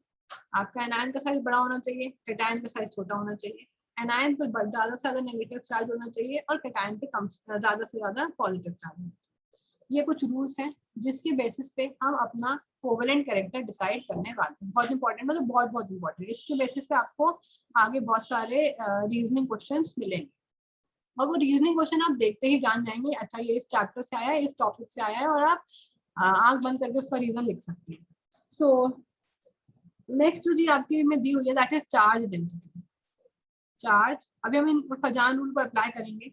चार्ज डेंसिटी इन्होंने बोला है यूनिट चार्ज, किस आयन पे कितनी चार्ज डेंसिटी है, मतलब उस किसी आयन पे चार्ज की डेंसिटी आप समझ ही रहे हैं, मतलब कितना ज्यादा उस पे चार्ज प्रेजेंट है। तो उसको निकालना कैसे? Unit charge into charge of proton, किस में रखेंगे? इन कूलम, कूलम में रखेंगे अपॉन इतना इंपॉर्टेंट नहीं है ये फॉर्मूला, बट फिर वॉल्यूम ऑफ आयन किसमें, इन मिलीमीटर क्यूब में। तो ये आपका है चार्ज डेंसिटी। अगर ये सोडियम प्लस की चार्ज डेंसिटी कैलकुलेट करने जाएं, तो इन्होंने सोडियम प्लस आयन की चार्ज डेंसिटी कैलकुलेट करके दिखाई है। तो यूनिट चार्ज, इस पे क्या चार्ज है, 1 इंटू चार्ज ऑफ प्रोटॉन, ये तो आप बहुत अच्छे से जानते हैं, -9, जितना चार्ज इलेक्ट्रॉन पे होता है उतना ही प्रोटॉन पे होता है। और आपका वॉल्यूम, आयन की वॉल्यूम, आयन भी स्फेरिकल माना जाता है, उसकी वॉल्यूम आपको पता ही है 4/3 पाई आर क्यूब। आर आपको दिया हुआ है, रेडियस है इसकी 116 पिकोमीटर, जो Na प्लस की रेडियस है दैट इज 116 पिकोमीटर। तो आपको मिलीमीटर में रखना है, तो इन्होंने सब कन्वर्जन वगैरह करके इसको 1.16 इंटू 10⁻⁻7 मिलीमीटर क्यूब, ये सब इन्होंने वैल्यूज रखी। आपकी जो चार्ज डेंसिटी निकल के आ गई आपकी सोडियम प्लस में, that is 24 coulomb millimetre cube, 24 coulomb upon millimetre cube, this is the charge density.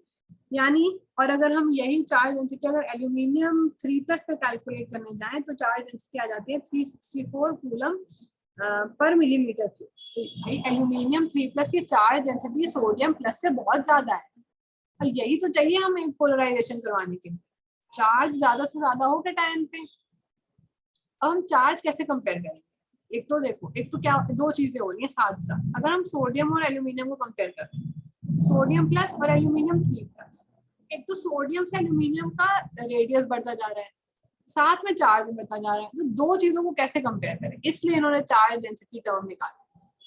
Charge density per unit volume निकालना है, पर यूनिट वॉल्यूम आपका कितना चार्ज किसी आयन पे प्रेजेंट है, उस चीज को तो हम कंपेयर कर सकते हैं ना। हम सोडियम प्लस और एल्यूमिनियम प्लस को डायरेक्टली कंपेयर नहीं कर सकते, बिकॉज एक तो चार्ज भी बढ़ रहा है और साथ में साइज भी बढ़ रहा है, तो दोनों चीज बढ़ रही है, दोनों फैक्टर्स को कैसे एक साथ कंपेयर करें। तो इसलिए एक कॉमन टर्म निकाल दिया गया, charge density, that is charge per unit volume. अब वो तो सबके लिए एक यूनिट वॉल्यूम के लिए तो आप सोडियम प्लस और एल्यूमिनियम प्लस या किसी भी और कैटायन के लिए आराम से कंपेयर किया जा सकता है। तो ये बात यही है, चार्ज डेंसिटी इसलिए निकाली गई है ताकि हम कंपेयर कर पाए कौन सा एनायन ज्यादा पोलराइज करेगा, कौन सा कम करेगा। तो जिस कैटायन पे, जिस कैटायन की चार्ज डेंसिटी ज्यादा, क्योंकि हम अभी यहाँ पढ़ के आए ना, क्या पढ़ के आए कि पोलराइजिंग पावर कैटायन की ज्यादा तब होगी जब उसके ऊपर पॉजिटिव चार्ज ज्यादा हो। तो जिस कैटायन का पे चार्ज डेंसिटी ज्यादा होगी, आपकी पोलराइजिंग पावर ज्यादा हो जाएगी। Therefore, aluminium ion has much more polarizing power than the sodium ion, and therefore it favors covalent character. अब भाई एल्यूमिनियम पे चार्ज डेंसिटी ज्यादा है, मतलब ये पोलराइज ज्यादा करेगा, पोलराइज ज्यादा करेगा एनायन को, मतलब एनायन का इलेक्ट्रॉन क्लाउड अपनी तरफ ज्यादा खींचेगा। इसका मतलब क्या, इसका मतलब ये कि कोवलेंट एल्यूमिनियम के कंपाउंड्स में कोवलेंट कैरेक्टर ज्यादा आने के चांसेस हैं एज कंपेयर टू सोडियम के कंपाउंड्स। तो सोडियम के कंपाउंड पानी में डालेंगे तो जल्दी सॉल्यूबल हो जाएंगे एज कंपेयर टू एल्यूमिनियम के कंपाउंड, बिकॉज चार्ज डेंसिटी ज्यादा है, ये पोलराइज ज्यादा करेगा और कोवलेंट कैरेक्टर अपने कंपाउंड्स में ज्यादा बढ़ा लेगा, और इसकी वजह से पानी में एज कंपेयर टू सोडियम के कंपाउंड्स धीरे सॉल्यूबल होगा। तो ये बहुत इंपॉर्टेंट बात है। तो इन्होंने तीनों फजान रूल पॉइंट्स में समझाने की कोशिश की है। कहाँ पे, यहाँ पे। पहला तो इन्होंने कैटायन समझाने की कोशिश की है, तो वो तो हमने समझ लिया भाई, चार्ज जितना ज्यादा होगा उतना ज्यादा पोलराइजिंग पावर होगा। सेकेंड रूल एनायन का साइज। अब इन्होंने बोला है कि consider aluminium fluoride, aluminium fluoride मतलब AlF3 एंड एल्यूमिनियम आयोडाइड यानी AlI3। अब आप बिना पढ़े अगर एक बार थोड़ा सा सोचें किसमें कोवेलेंट कैरेक्टर ज्यादा होगा, ये एक एल्यूमिनियम कॉमन है, क्या चेंज है, एक में फ्लोरीन है एक में आयोडीन।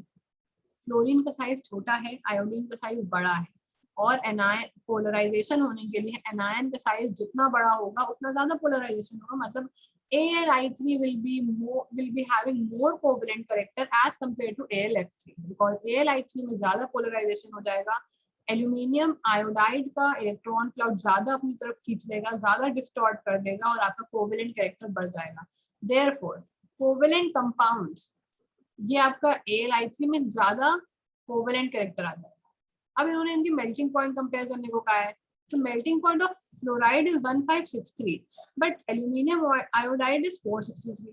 आपको ये बात पता होनी चाहिए कि आयनिक बॉन्ड, कहीं पे आयनिक बॉन्ड बन रहा है और कहीं पे कोवेलेंट बॉन्ड बन, कोवेलेंट कैरेक्टर ज्यादा आ रहा है।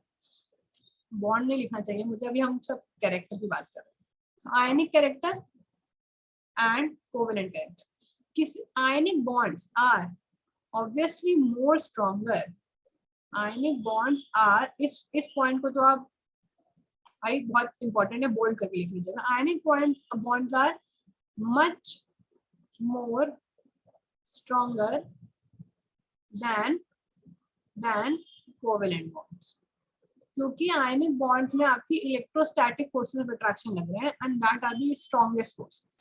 तो इसलिए आयनिक बॉन्ड्स को मेल्ट, आयनिक जिस कंपाउंड में आयनिक कैरेक्टर ज्यादा होगा आपको उसका मेल्टिंग पॉइंट ज्यादा दिखेगा, और जिस कंपाउंड में कोवेलेंट कैरेक्टर ज्यादा होगा आपको उस कंपाउंड में मेल्टिंग पॉइंट कम मिलेगा। वो चीज आप यहाँ देख भी सकते हैं। एल्यूमिनियम फ्लोराइड में आयनिक कैरेक्टर ज्यादा है इसलिए उसका मेल्टिंग पॉइंट 1563 केल्विन है, जबकि एल्यूमिनियम आयोडाइड में आपका कोवेलेंट कैरेक्टर ज्यादा बढ़ गया है इसलिए आपका मेल्टिंग पॉइंट 463 केल्विन पे रह गया। दिस इज योर एनायन का कंपैरिजन। एनायन का साइज पे डिपेंड करेगा और एनायन के चार्ज पे डिपेंड करेगा। अभी जो फ्लोरीन और आयोडीन दोनों पे -1 का चार्ज है तो हमने साइज से कंपेयर किया। कहीं पे आपको वो साइज सेम रख के देगा, चार्ज कंपेयर करवा सकता है, कहीं वो आपको चार्ज सेम रख के दे सकता है और साइज कंपेयर करवा सकता है। तो दोनों चीज आपको पता होनी चाहिए। ये तो थी इसकी बात। तो bonding in AlF3 essentially ionic, right, वो हमको समझ में आ गया क्यों आयनिक है, बिकॉज फ्लोरीन का साइज बहुत छोटा है और वो उसकी पोलराइजेबिलिटी पावर बहुत कम हो जाएगी। नाउ अब सल्फेट सॉल्ट्स की बात करें। Sulphate sulphate sulphate sulphate sulphate salts की क्या खासियत है? सल्फेट पे SO4 2- का चार्ज तो है अच्छा, और साइज भी काफी बड़ा है। साइज भी, सल्फेट आयन जो है ना, सल्फर खुद में एक तो इतना बड़ा एटम, उसके बाद उस पे चार तरफ से ऑक्सीजन लगे हुए हैं, ऑक्सीजन, तो ये sulphate ion is a very big ion. ठीक है, सल्फेट ऑलरेडी बिग आयन है और उस पे चार्ज भी 2- का है, तो काफी ज्यादा है। तो चार्ज भी ज्यादा है और साइज भी ज्यादा है। पोलराइजेशन क्या होगा ना इनका? बहुत ज्यादा। पोलराइजेशन बहुत ज्यादा हो जाएगा सल्फेट आयन का, तो इसका मतलब कोवेलेंट कैरेक्टर बहुत आ जाएगा, और कोवेलेंट कैरेक्टर आ जाएगा तो इसका मतलब आपकी सॉल्युबिलिटी पानी में डिक्रीज कर जाएगी। इसीलिए salts due to high polarizability of sulfate ions, their salts have considerate covalent character, especially salts like this sulfate salts are। तो जितना भी इंपॉर्टेंट पॉइंट है वो मैं आपकी बुक में अंडरलाइन करके आपको जो पीडीएफ भेजूंगी, आप वो मेन पॉइंट जरूर पढ़ लीजिएगा, इसमें से क्वेश्चन पक्का बनने। अब फजान का थर्ड रूल, अभी हमने ये देखा था कि जो सिल्वर के सॉल्ट्स थे वो डिजोल्व नहीं हो रहे थे। सबसे कॉमन एग्जांपल है सिल्वर क्लोराइड। सिल्वर क्लोराइड आप जैसे ही किसी सॉल्वेंट में डालेंगे वो नीचे जाके व्हाइट कलर की पीपीटी टर्बिडिटी बना लेता है, डिजोल्व नहीं होता। ऐसा क्यों हो रहा है? ऐसा इसलिए हो रहा है because consider the examples of silver ion which has electronic configuration 4d10 and potassium ion which has noble gas electronic configuration। Silver का 4d10 है और पोटेशियम जो है K+, पोटेशियम आयन की बात हो रही है और सिल्वर आयन की बात हो रही है। पोलराइजेशन के लिए क्या था? पोलराइजेशन के लिए आपको कैटायन नोबल गैस कॉन्फ़िगरेशन में नहीं होना चाहिए। अगर नहीं होगा noble gas configuration, inversely proportional था। प्रधान रूल का थर्ड रूल यही तो था कि आपका पोलराइजेशन के लिए कैटायन का नोबल गैस कॉन्फ़िगरेशन नहीं होना चाहिए। अब सिल्वर में तो नोबल गैस कॉन्फ़िगरेशन नहीं है, इसका मतलब आपका पोलराइजेबिलिटी बढ़ गया। सिल्वर का नोबल गैस कॉन्फ़िगरेशन नहीं है, इसका मतलब पोलराइजेशन बढ़ जाएगा। पोलराइजेशन बढ़ जाने से आपका कोवेलेंट कैरेक्टर बढ़ जाएगा, कोवेलेंट कैरेक्टर बढ़ जाने से आपकी सॉल्युबिलिटी पानी में कम हो जाएगी।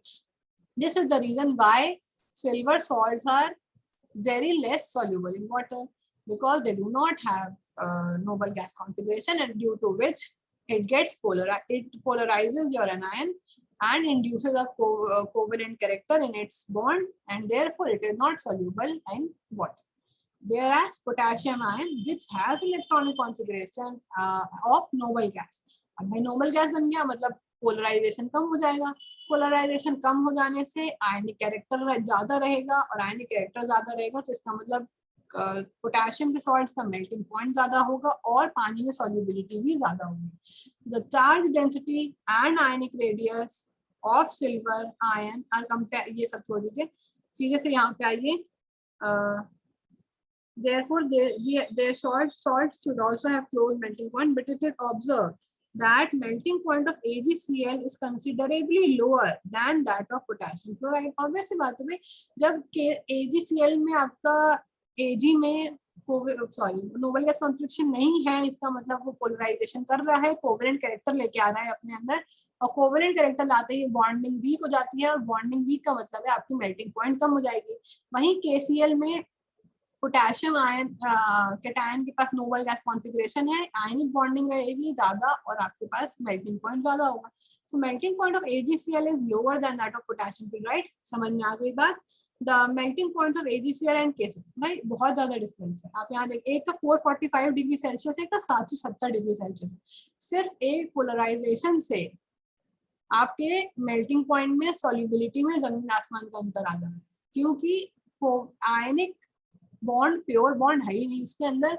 AgCl ने अपना कोवेलेंट कैरेक्टर डेवलप करके रख लिया है, जिसकी वजह से वो कोवेलेंट कैरेक्टर भी दिखा रहा है और आयनिक कैरेक्टर भी दिखा रहा है। तो मिक्सिंग हो गई है बॉन्डिंग की, इसलिए आपको सिल्वर के सॉल्ट्स का मेल्टिंग पॉइंट कम मिल रहा है और सॉल्युबिलिटी भी पानी में कम मिल रही है। These melting points indicate that AgCl has partially covalent character. Similar behavior is also observed with salts of copper plus, tin plus and lead 2 plus. बहुत important बात है। Presence of covalent character also explains low solubility of AgCl in water. ये topic बहुत important topic है, यहाँ से लेके यहाँ तक आपका polarising power and polarisability of ion से लेके और ये यहाँ तक पूरा जितनी बातें लिखी है, हर एक लाइन इंपॉर्टेंट है आपकी इस पैराग्राफ। प्लीज इसको एक बार रीड कर लीजिएगा। Between chloride ion and fluoride ion which one would be more polarizable? Easy सी बात है, F- और Cl- के बीच में पूछ रहा है कौन ज्यादा पोलराइज हो जाएगा, तो जिसका साइज बड़ा वो ज्यादा पोलराइज हो जाएगा, तो क्लोरीन ज्यादा पोलराइज हो जाएगा। Explain the difference between melting points of tin chloride and मतलब टिन का सेकेंड ऑक्साइड और टिन का फोर्थ ऑक्साइड, मतलब Sn पे 2+ का चार्ज और Sn पे 4+ के चार्ज में वो मेल्टिंग पॉइंट कंपेयर करवाना चाहते हैं। अब आप बताइए कि दोनों कैटायन है, दोनों सेम कैटायन है, मतलब रेडियाई सब सेम है, डिफरेंस कहाँ है? चार्ज में। और कैटायन का चार्ज जितना छोटा होगा पोलराइजेशन उतना ज्यादा होगा, मतलब Sn2+ आपका मोर पोलराइजेशन कॉज करेगा एज कम्पेयर टू Sn4+। अब जब Sn2+ में पोलराइजेशन ज्यादा हो जाएगा तो इसमें कोवेलेंट कैरेक्टर ज्यादा हो जाएगा, और कोवेलेंट कैरेक्टर ज्यादा हो जाएगा तो ऑब्वियस सी बात है इसका मेल्टिंग पॉइंट कम हो जाएगा एज कम्पेयर टू योर उल्टा कर दिया। Sn2+ का चार्ज कम है,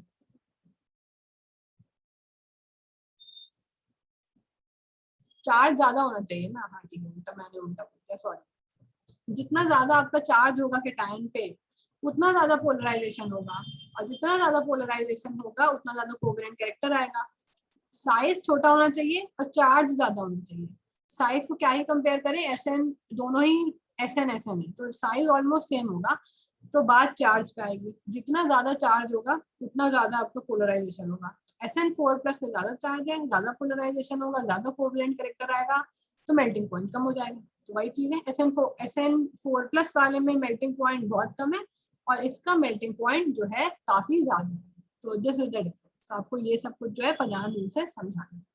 अभी जो नेक्स्ट टॉपिक दिखा है आपको बॉन्डिंग कॉन्टिन्यूम, ये हमने आज तक नहीं पढ़ा, मतलब मैं ऑनेस्टली बता रही हूँ, ये हमने आज तक नहीं पढ़ा बॉन्डिंग कॉन्टिन्यूम। इसमें कुछ है भी नहीं, इससे आपको कोई क्वेश्चन नहीं पूछेगा। इसमें क्या है, एक ट्राइंगल रिप्रेजेंटेशन है, इसको बोला गया है आर्कल केटेलर बॉन्ड ट्राइंगल। आप इस टॉपिक को छोड़ सकते हैं बिल्कुल, इसमें से कोई क्वेश्चन नहीं आना, पक्का नहीं आना, बट फिर भी जस्ट फॉर एन इंस्टेंस मैं एक लाइन में बताऊं अगर, तो इन्होंने आयनिक बॉन्डिंग, कोवेलेंट बॉन्डिंग और एक थर्ड टाइप की बॉन्डिंग पढ़ा दी गई है, दैट इज मेटेलिक बॉन्डिंग। और ये मेटेलिक बॉन्डिंग क्या है ये भी हम देखते हैं। मेटेलिक बॉन्डिंग कुछ नहीं है, दो मेटल्स के बीच की बॉन्डिंग, और ये भी एक काफी स्ट्रॉन्ग बॉन्डिंग है। दो मेटल्स जैसे सोडियम मैग्नीशियम, सोडियम एल्यूमिनियम, तो ऐसी बॉन्डिंग को मेटालिक। दो अभी तक हम दो बॉन्डिंग पढ़ चुके हैं, एक आयनिक, थोड़ा एक आयनिक का तो डिटेल में पढ़ रहे हैं, और कोवेलेंट को हम एक थोड़ा बेसिक आइडिया ले चुके हैं। थर्ड हमने कोऑर्डिनेट पढ़ा था, वो भी हम कोवेलेंट में पढ़ेंगे नेक्स्ट यूनिट में। एक और बॉन्डिंग है दैट इज मेटालिक बॉन्ड, दो मेटल्स के बीच की बॉन्डिंग इन मेटालिक बॉन्ड। अब इन्होंने क्या किया, एक ट्राइंगल बनाया। ट्राइंगल के तीन वर्टिसेस पे इन्होंने एक पे आयनिक, एक पे कोवेलेंट और एक पे मेटालिक कैरेक्टर रख दिया, और इन्होंने कंपाउंड्स को प्लेस करने की कोशिश की। भाई जो कंपाउंड जितना आयनिक के पास है, मतलब उसमें उतना ज्यादा आयनिक कैरेक्टर है, और जैसे NaCl, NaCl आपके आयनिक की तरफ ज्यादा है, तो यहाँ पे आयनिक कैरेक्टर ज्यादा है। वही बात करें क्लोरीन, ये S4, तो ये सब में आपका कोवेलेंट कैरेक्टर ज्यादा है, ये यहाँ पे भी। इधर से बात करें तो इन सब में आपका मेटालिक कैरेक्टर बहुत ज्यादा है। अब जो बीच में है, यहाँ से यहाँ और आपका इधर से इधर, ये जो बीच वाले हैं, इनमें आपका मिक्स कैरेक्टर है, आयनिक भी है और कोवेलेंट भी है, ये सब तो समझ में आ ही रहा है आपको। अब ये जो बीच में प्लेस्ड है, इनका क्या है, जो जितना जिधर प्लेस्ड है, मतलब जो बीच में है उनमें तीनों तरीके का कैरेक्टर है, आयनिक भी है, कोवेलेंट भी है और मेटालिक भी है, इसलिए वो ट्राइंगल के बीच में है। तो जो जितना जिधर है उतना उतना उसमें उसका रेशियो उतना ज्यादा है। जैसे सीजियम फ्लोराइड, सीजियम फ्लोराइड आयनिक की तरफ सबसे ज्यादा है, तो उसमें मेटालिक और कोवलेंट होगा मगर बहुत कम, आयनिक सबसे ज्यादा होगा। वही अगर बात करें मैग्नीशियम ऑक्साइड की, तो इसमें अराउंड तीनों का ही बहुत क्लोज, तीनों का ही बहुत क्लोज आपको रेशियो मिलेगा, आयनिक का भी, मेटालिक का भी और कोवलेंट का भी। तो this is just a triangle to represent कि कौन सा कंपाउंड में कितनी ज्यादा कौन सी बॉन्डिंग है, जस्ट दैट, कोई इंपॉर्टेंट नहीं है, कुछ भी नहीं है, आप इस टॉपिक को पूरा छोड़ सकते हैं। आती है बात बॉन्ड पोलैरिटी, यहाँ से आपको सब आता है, आपको पूरा यूनिट यहाँ से आराम से आता है। There is nothing in bond polarity. Bond polarity का मतलब क्या, बॉन्ड पोलैरिटी मतलब कि बॉन्ड कितना पोलर है, और पोलर वर्ड का मतलब आपको पता है भाई, जितना ज्यादा इलेक्ट्रोनेगेटिविटी डिफरेंस होगा किसी भी कंपाउंड में, अगर मैं H की बात कर दूं, मैं Cl की बात कर दूं, मैं ऑक्सीजन ऑक्सीजन बॉन्ड की बात कर लूं, तो इधर इधर इलेक्ट्रोनेगेटिविटी सेम है, तो आपका कोई पोलैरिटी नहीं आती बॉन्ड में। जो आपके इनका कहने का मतलब है कि जो इलेक्ट्रॉन होगा वो Cl equal around equal distance पे होंगे, बट वही बात जब HCl की करी जाएगी, तो यहाँ पे आपका क्लोरीन भी मोर इलेक्ट्रोनेगेटिव, जो दोनों इलेक्ट्रॉन है वो अपनी तरफ खींच के रखेगा, ये बात हम पहले भी डिस्कस कर चुके हैं। जहाँ पे आपके किसी कंपाउंड में एटम्स के बीच में इलेक्ट्रोनेगेटिविटी डिफरेंस ज्यादा रहेगा, आपकी उस कंपाउंड में, उन बॉन्ड्स में बॉन्ड पोलैरिटी आ जाएगी। जहाँ पे इलेक्ट्रोनेगेटिविटी डिफरेंस सेम रहेगा, वहाँ कोई बॉन्ड पोलैरिटी नहीं आएगी, आपका बॉन्ड नॉन पोलर बॉन्ड रहेगा। अब बॉन्ड पोलैरिटी आने से आपकी बात शुरू हो जाएगी सारी की सारी डाइपोल मोमेंट, डाइपोल मोमेंट की। भाई अब बॉन्ड पोलैरिटी आ गई, इसका मतलब ये सब तो आपको फिजिक्स में पता ही है कि जिधर नेगेटिव डाइपोल होता है उस तरफ हम एरो का हेड बनाते हैं। लाइक अगर हम HCl को रिप्रेजेंट करना चाहें तो it will be delta negative and it will be delta positive. Complete transfer of charges नहीं है बिकॉज ये कोवेलेंट बॉन्ड है, but this is an ionic covalent bond. Ion purely covalent भी नहीं है, प्योरली आयनिक भी नहीं है, कुछ अमाउंट ऑफ मेन कोवेलेंट है, बट कुछ amount of ionic bond, ionic character present है। क्यों आयनिक कैरेक्टर प्रेजेंट है? Due to the electronegativity, electrons chlorine की तरफ ज्यादा खिंचे हुए हैं, हाइड्रोजन की तरफ कम है, इस वजह से इनमें एक बॉन्ड पोलैरिटी आ जाती है कंपाउंड्स में, and due to this polarity आपका डाइपोल मूवमेंट जनरेट हो जाता है और आपके डाइपोल्स बनने लग जाते हैं। तो अभी हम जो टॉपिक पढ़ रहे हैं यहाँ पे, that is all about a bond polarity, और इसी को कंटिन्यू करते करते हम अपने डाइपोल मूवमेंट पे पहुंच जाएंगे। सो बॉन्ड पोलैरिटी कुछ नहीं है भाई, आप डेफिनेशन वेफिनेशन पे आपको जाना हो तो the extent of ionic character in a covalent bond is called bond polarity. जितना ज्यादा आयनिक कैरेक्टर किसी कोवेलेंट बॉन्ड के अंदर, उतनी ज्यादा वो आपका बॉन्ड पोलर माना जाएगा। यही तो मैंने भी बताया, कोवेलेंट जो बॉन्ड होते हैं वो ऐसे होते हैं कि एक इलेक्ट्रॉन तुमने दिया, एक इलेक्ट्रॉन मैंने दिया, भाई इक्वल शेयरिंग हो गई, तो इलेक्ट्रॉन को बीच में बैठना चाहिए था। HCl में आपका एक, चलो पहले हाइड्रोजन की बात कर लेते हैं। हाइड्रोजन में एक इलेक्ट्रॉन इस हाइड्रोजन ने दिया, एक इलेक्ट्रॉन इस हाइड्रोजन ने दिया, दोनों ने अपना आउटर कॉन्फ़िगरेशन पूरा किया, दोनों की इलेक्ट्रोनेगेटिविटी सेम है, इसलिए कोई भी यहाँ पे पोलैरिटी नहीं आएगी। बट यहाँ पे भी हाइड्रोजन ने एक इलेक्ट्रॉन दिया, Cl ने भी एक इलेक्ट्रॉन दिया, तो इनको भी ऐसे ही बैठना चाहिए था। बट क्लोरीन लालची इंसान ये बोलेगा कि नहीं मैं ज्यादा इलेक्ट्रोनेगेटिव हूँ, इलेक्ट्रॉन मैं लेके बैठूंगा। तो बस यहीं से आपकी जहाँ इलेक्ट्रोनेगेटिविटी डिफरेंस आया वहीं से आपकी बॉन्ड पोलैरिटी की बात शुरू हो गई।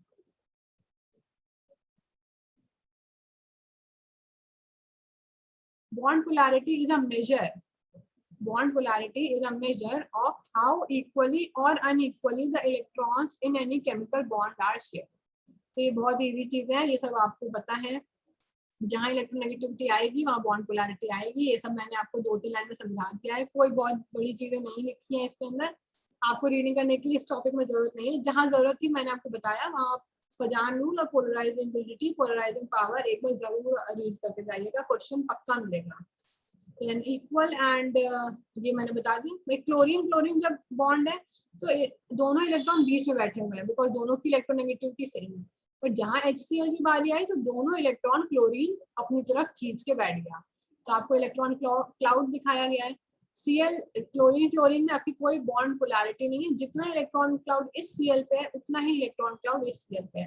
बट जैसे ही बात HCl की आई, आपका H जो है वो positively charge, delta positive charge हो गया, और क्लोरीन डेल्टा नेगेटिव चार्ज हो गया because of electronegativity difference. So bond polarity and ionic character increases with increasing difference in electronegativity between two bonded atoms. बहुत इंपॉर्टेंट है।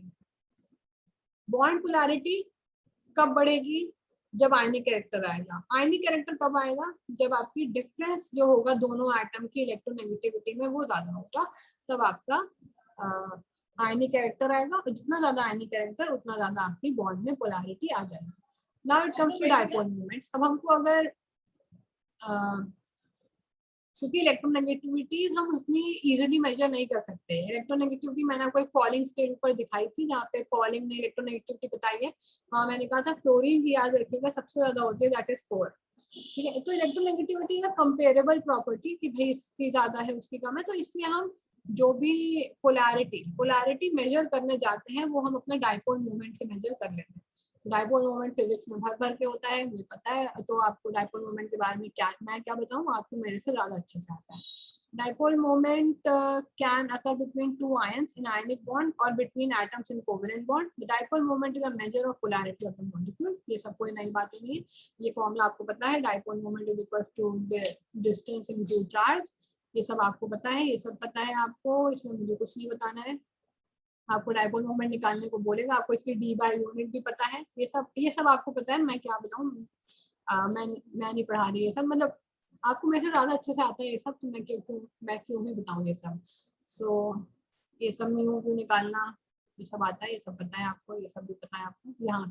यहाँ पे एक इम्पोर्टेंट कंसेप्ट आता है। अगर हम चार्जेस ऑन H और Cl निकालने की बात करें तो mu is equal to q into r, तो charge is equal to mu upon r. अगर आपको किसी भी कंपाउंड का डाइपोल मोमेंट दे दिया जाए और उनके बीच की दूरी दे दी जाए तो आप चार्ज निकाल लेंगे। इन्होंने यही किया है।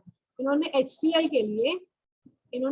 के लिए आपका चार्जेस निकाल लिए हैं म्यू अपॉन आर रख के। तो mu is experimental value.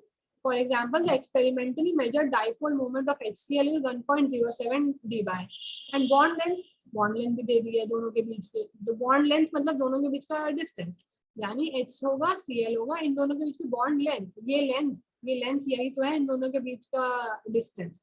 So bond length दे दिया है और आपको डाइपोल मोमेंट दे दिया है, उससे आपको चार्ज निकालना बता दिया है। ठीक है, डाइपोल मोमेंट अपॉन दिस, एक इलेक्ट्रॉन की टर्म्स में उन्होंने निकाला।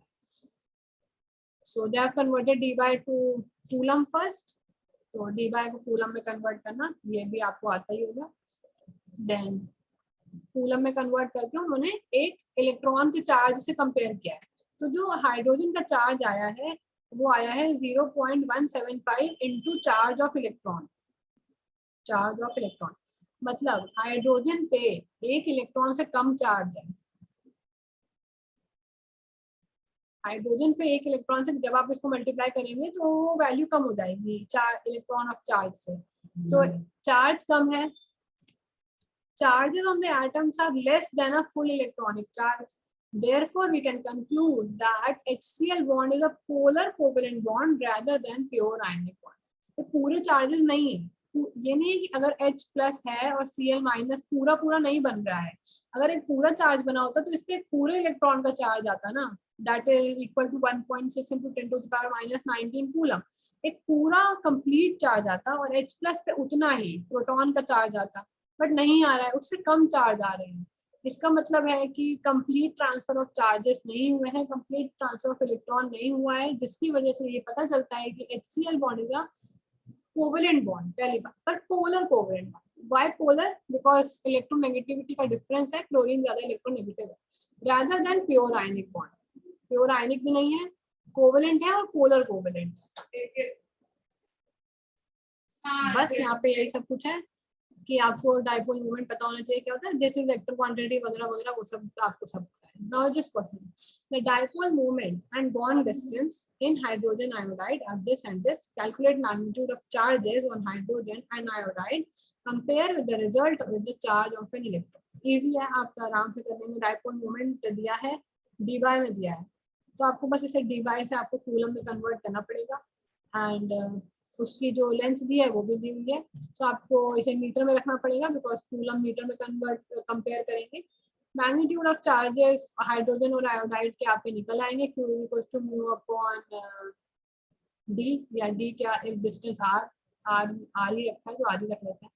सो आप चार्ज निकाल लेंगे और उसको एक इलेक्ट्रॉन के चार्ज से कंपेयर करना है। हाइड्रोजन आयोडाइड यानी HI, जैसे अभी तक हम HCl कर रहे हैं ना, HCl में क्या है, इसमें भी इलेक्ट्रोनेगेटिविटी डिफरेंस है, इसमें भी इलेक्ट्रोनेगेटिविटी डिफरेंस है, H और I के बीच में।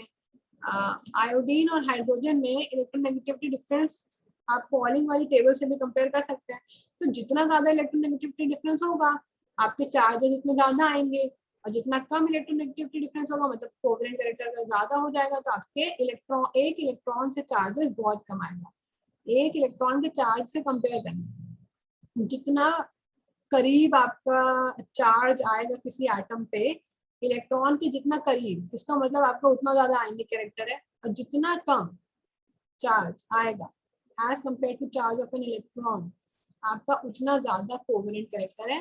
आई थिंक कि आप ये निकाल लेंगे, जो यहाँ पे एग्जांपल दिया हुआ है इसी तरीके से आपको HI का निकालना। Now determination of dipole moment, ये टॉपिक हमने आज तक नहीं पढ़ा और मुझे नहीं आता। मोलर पोलराइजेशन की एक डेफिनेशन जरूर इंपॉर्टेंट है यहाँ पे, द पोलराइजेशन कॉज्ड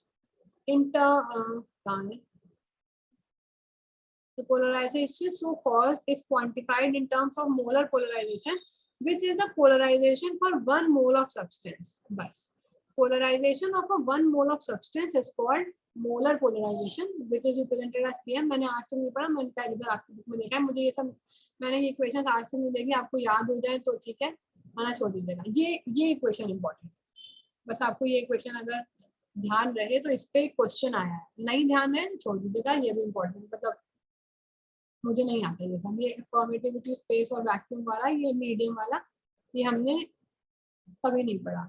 सो आपको इक्वेशन ये वाली, बस ये वाली इक्वेशन ध्यान रहे तो देख लीजिएगा, ना रहे तो छोड़ दीजिएगा। बाकी सब ये सब जो भी कैलकुलेशन है किसी काम के नहीं है, कुछ नहीं आने वाला। डेरिवेशन आ जाए तो मैं कुछ कह नहीं सकती, वैसे आना तो नहीं चाहिए, कोई इंपॉर्टेंट टॉपिक नहीं। इम्पोर्टेंट ये है आपका applications of dipole moment studies. तो जो फर्स्ट एप्लीकेशन है वो आपको कुछ इसी इक्वेशन पे बेस्ड है, इस इक्वेशन पे।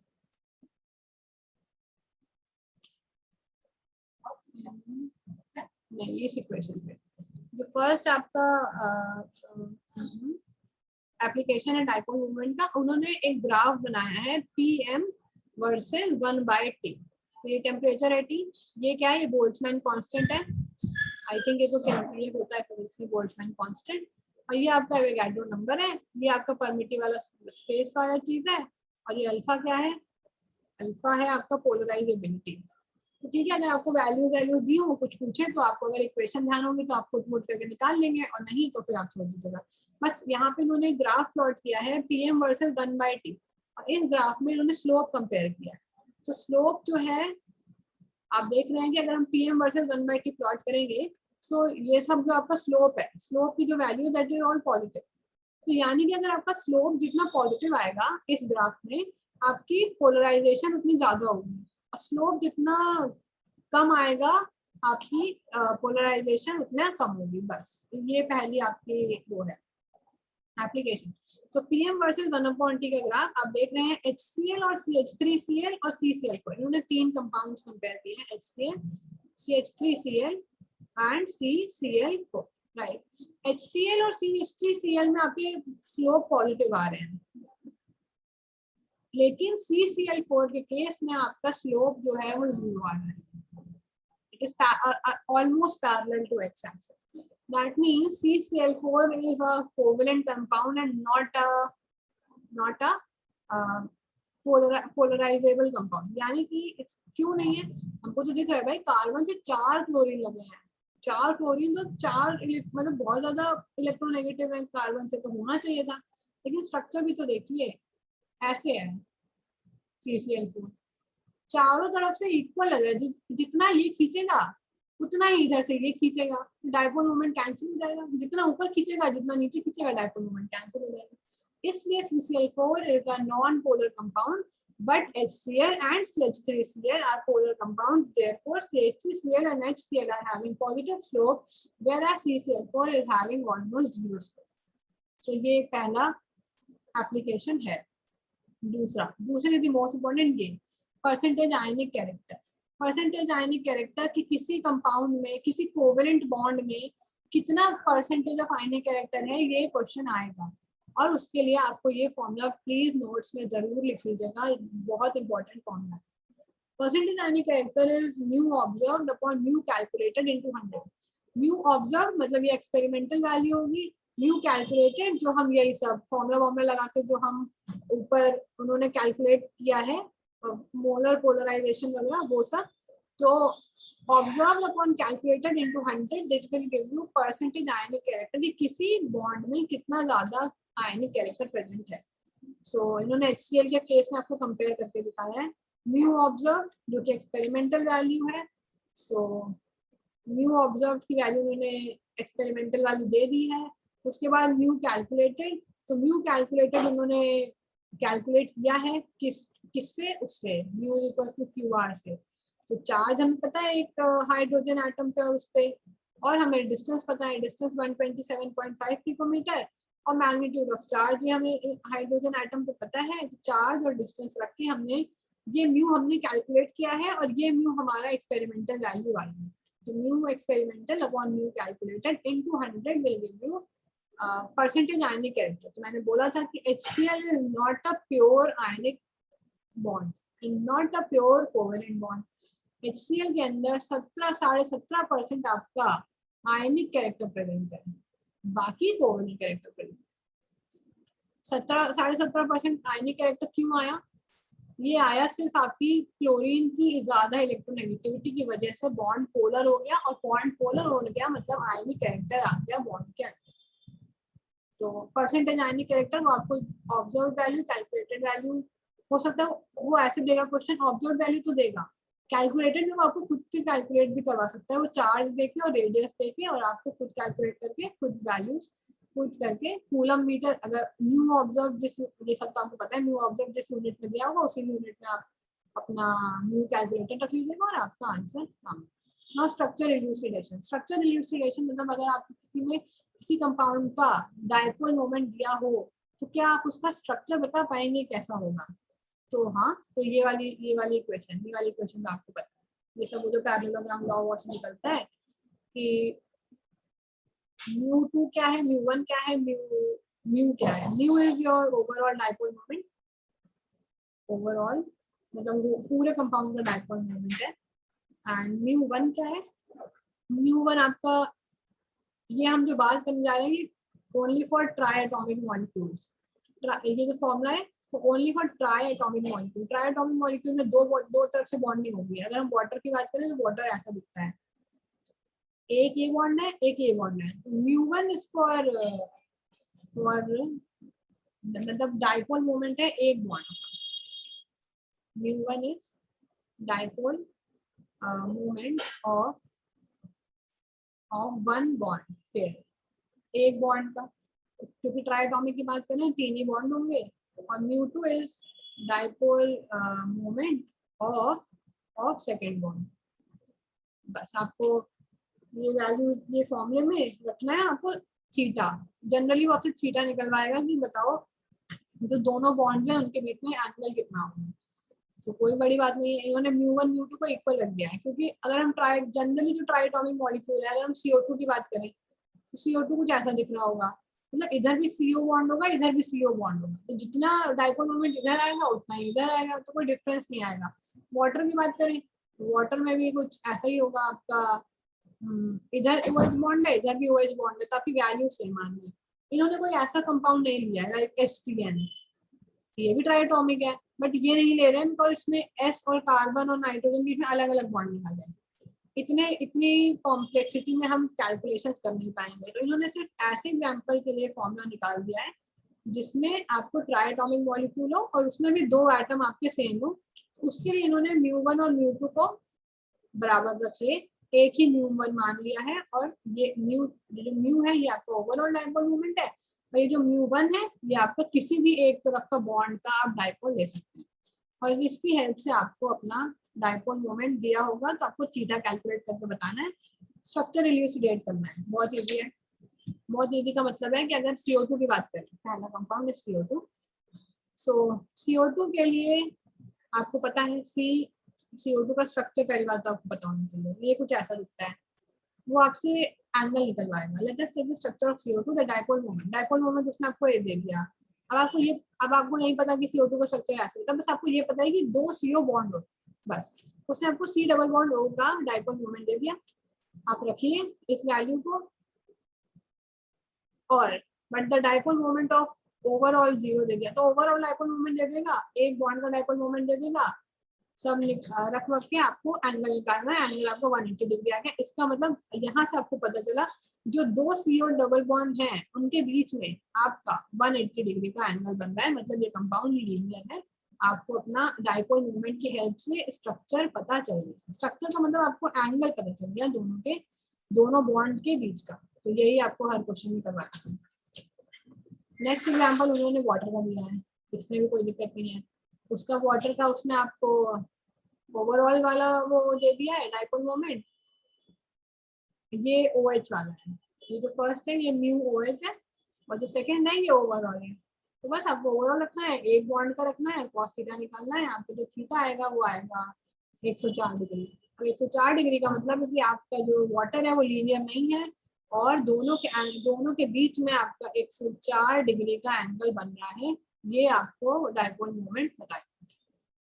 इसी के साथ यूनिट फिनिश। वेस्पर थ्योरी में हम और आपके कंपाउंड्स को स्ट्रक्चर और ज्योमेट्री जानने की कोशिश करेंगे नेक्स्ट यूनिट में। Is it true to say that sulphur dioxide is a linear molecule? भाई कोई डेटा दिया ही नहीं है डाइपोल बाइपोल मोमेंट का, ये क्वेश्चन बहुत ही बेकार क्वेश्चन है, इसमें आप बिना डेटा के क्या बता सकते हैं। वैसे सल्फर डाइऑक्साइड लीनियर मॉलिक्यूल नहीं होता, sulphur dioxide is a angular molecule, एक तरफ डबल बॉन्ड एक तरफ वो, ये रेजोनेंस में रहता है, इस ऑक्सीजन के पास भी लोन पेयर होते हैं और इस ऑक्सीजन के पास भी लोन पेयर होते हैं, ये अपना रेजोनेंस में घूमते रहते हैं। So no it is not a linear molecule, इससे ज्यादा आप यहाँ पे कुछ नहीं बता सकते। ये बहुत ही बढ़िया कुछ तो ट्राई करेगा पहले, कुछ नहीं है, आपको वेक्टर आता है और आपको डाइपोल मोमेंट का सब कुछ पता है। कैलकुलेट डाइपोल मोमेंट ऑफ 1,3-डाइक्लोरोबेंजीन if the dipole of CCl bond is 1.60 dy। 1,3-डाइक्लोरोबेंजीन का पूछ रहा है, बना लीजिए 1,3-डाइक्लोरोबेंजीन 1, और मतलब ये कार्बन नंबर 1, ये कार्बन नंबर 2, ये कार्बन नंबर 3, यहाँ पे दूसरा क्लोरीन लगा होगा, ये ऐसा सा कुछ स्ट्रक्चर आपको दिया हुआ है। 1,3-डाइक्लोरोबेंजीन कंपाउंड है, इसमें आपको वो डाइपोल मोमेंट निकालने को बोल रहे हैं, और एक CCl बॉन्ड का उसने डाइपोल मोमेंट आपको दे रखा है 1.60 dy। क्लोरीन ये वाला इलेक्ट्रोनेगेटिव है, इसका मतलब ये इलेक्ट्रॉन अपनी तरफ खींच रहा होगा, इलेक्ट्रॉन अपनी तरफ खींच रहा होगा, इसका मतलब इसका डाइपोल मोमेंट कुछ इस डायरेक्शन में होगा। ये क्लोरीन इलेक्ट्रोनेगेटिव है, नेगेटिव है, मतलब इसका इस डायरेक्शन में होगा। ओवरऑल डाइपोल मोमेंट भाई वेक्टर ऐड करेंगे तो आपको दिखेगा कि आपका ओवरऑल डाइपोल मोमेंट कुछ यहाँ से निकलता हुआ दिखेगा जब आप वेक्टर्स का एडिशन कर देंगे। सो यहाँ पे क्लोरीन आ रहा है और यहाँ पे क्लोरीन आ रहा है, आपको एंगल निकालना है स्ट्रक्चर के अंदर से, आप फॉर्मूले में एंगल क्या रखेंगे, दो, थोड़ा गलत बन गया यहाँ पे नहीं, क्लोरीन एंगल देखना है। So, एक आपका क्लोरीन ऐसे ऊपर से आ रहा है और एक क्लोरीन इधर से आ रहा है, और जो ओवरऑल डाइपोल मोमेंट है वो यहाँ से जाएगा। इन दोनों की ओवरऑल डाइपोल मोमेंट हम बाद में देख लेंगे, सिर्फ पहले तो डाइपोल मोमेंट निकालने के लिए हमें एंगल चाहिए। तो ये एंगल अगर आप देखें तो ऐसे और ऐसे बन रहा है, और कुछ इतना ही इक्वल इधर भी होगा, तो ये कैसा है ट्राइगोनल पे ना, तो कितना हो गया 120 डिग्री का एंगल आपको। बेंजीन जो है वो एक मतलब सिमेट्रिकल कंपाउंड है, आराम से 120 डिग्री एंगल निकला। अब कुछ नहीं करना है, वही ओवरऑल म्यू निकालना है, that is equal to under root mu one square plus mu two square upon plus 2 mu one mu two cos theta, जिसमें आपको म्यू वन स्क्वायर यही रहेगा, म्यू टू स्क्वायर यही रहेगा। क्यों यही रहेगा, बिकॉज दोनों CCl बॉन्डिंग है ना, दोनों सेम है। तो आप उसको 2 mu one square plus 2 mu one mu two cos theta रख के cos 120 रख के सॉल्व करेंगे, आपको अपना ओवरऑल डाइपोल मोमेंट मिल जाएगा। सो ऐसे वो क्वेश्चन देगा जिसमें आपको एंगल स्ट्रक्चर बना के एंगल खुद पता करना है, और बाकी आपको उस फॉर्मूले में वैल्यूज पुट करनी है और आपको अपने आंसर मिलेगा। टर्मिनल क्वेश्चन इस चैप्टर के जितने इंपॉर्टेंट है उतने ही इजी है, बहुत इजी है, मतलब इजीएस्ट, इम्पोर्टेंट भी बहुत है। तो आप मतलब इन क्वेश्चन को खुद से ट्राई करेंगे, जिसमें क्वेश्चन 10 मोस्ट इम्पोर्टेंट क्वेश्चन है। इम्पोर्टेंट बाकी सारे क्वेश्चन इम्पोर्टेंट है, बट 10 आपका मोस्ट इम्पोर्टेंट है। ठीक है, तो इन क्वेश्चंस को खुद से ट्राई करेंगे, फिर नेक्स्ट वीडियो में मैं आपको इसका सोल्यूशन दे दूंगा।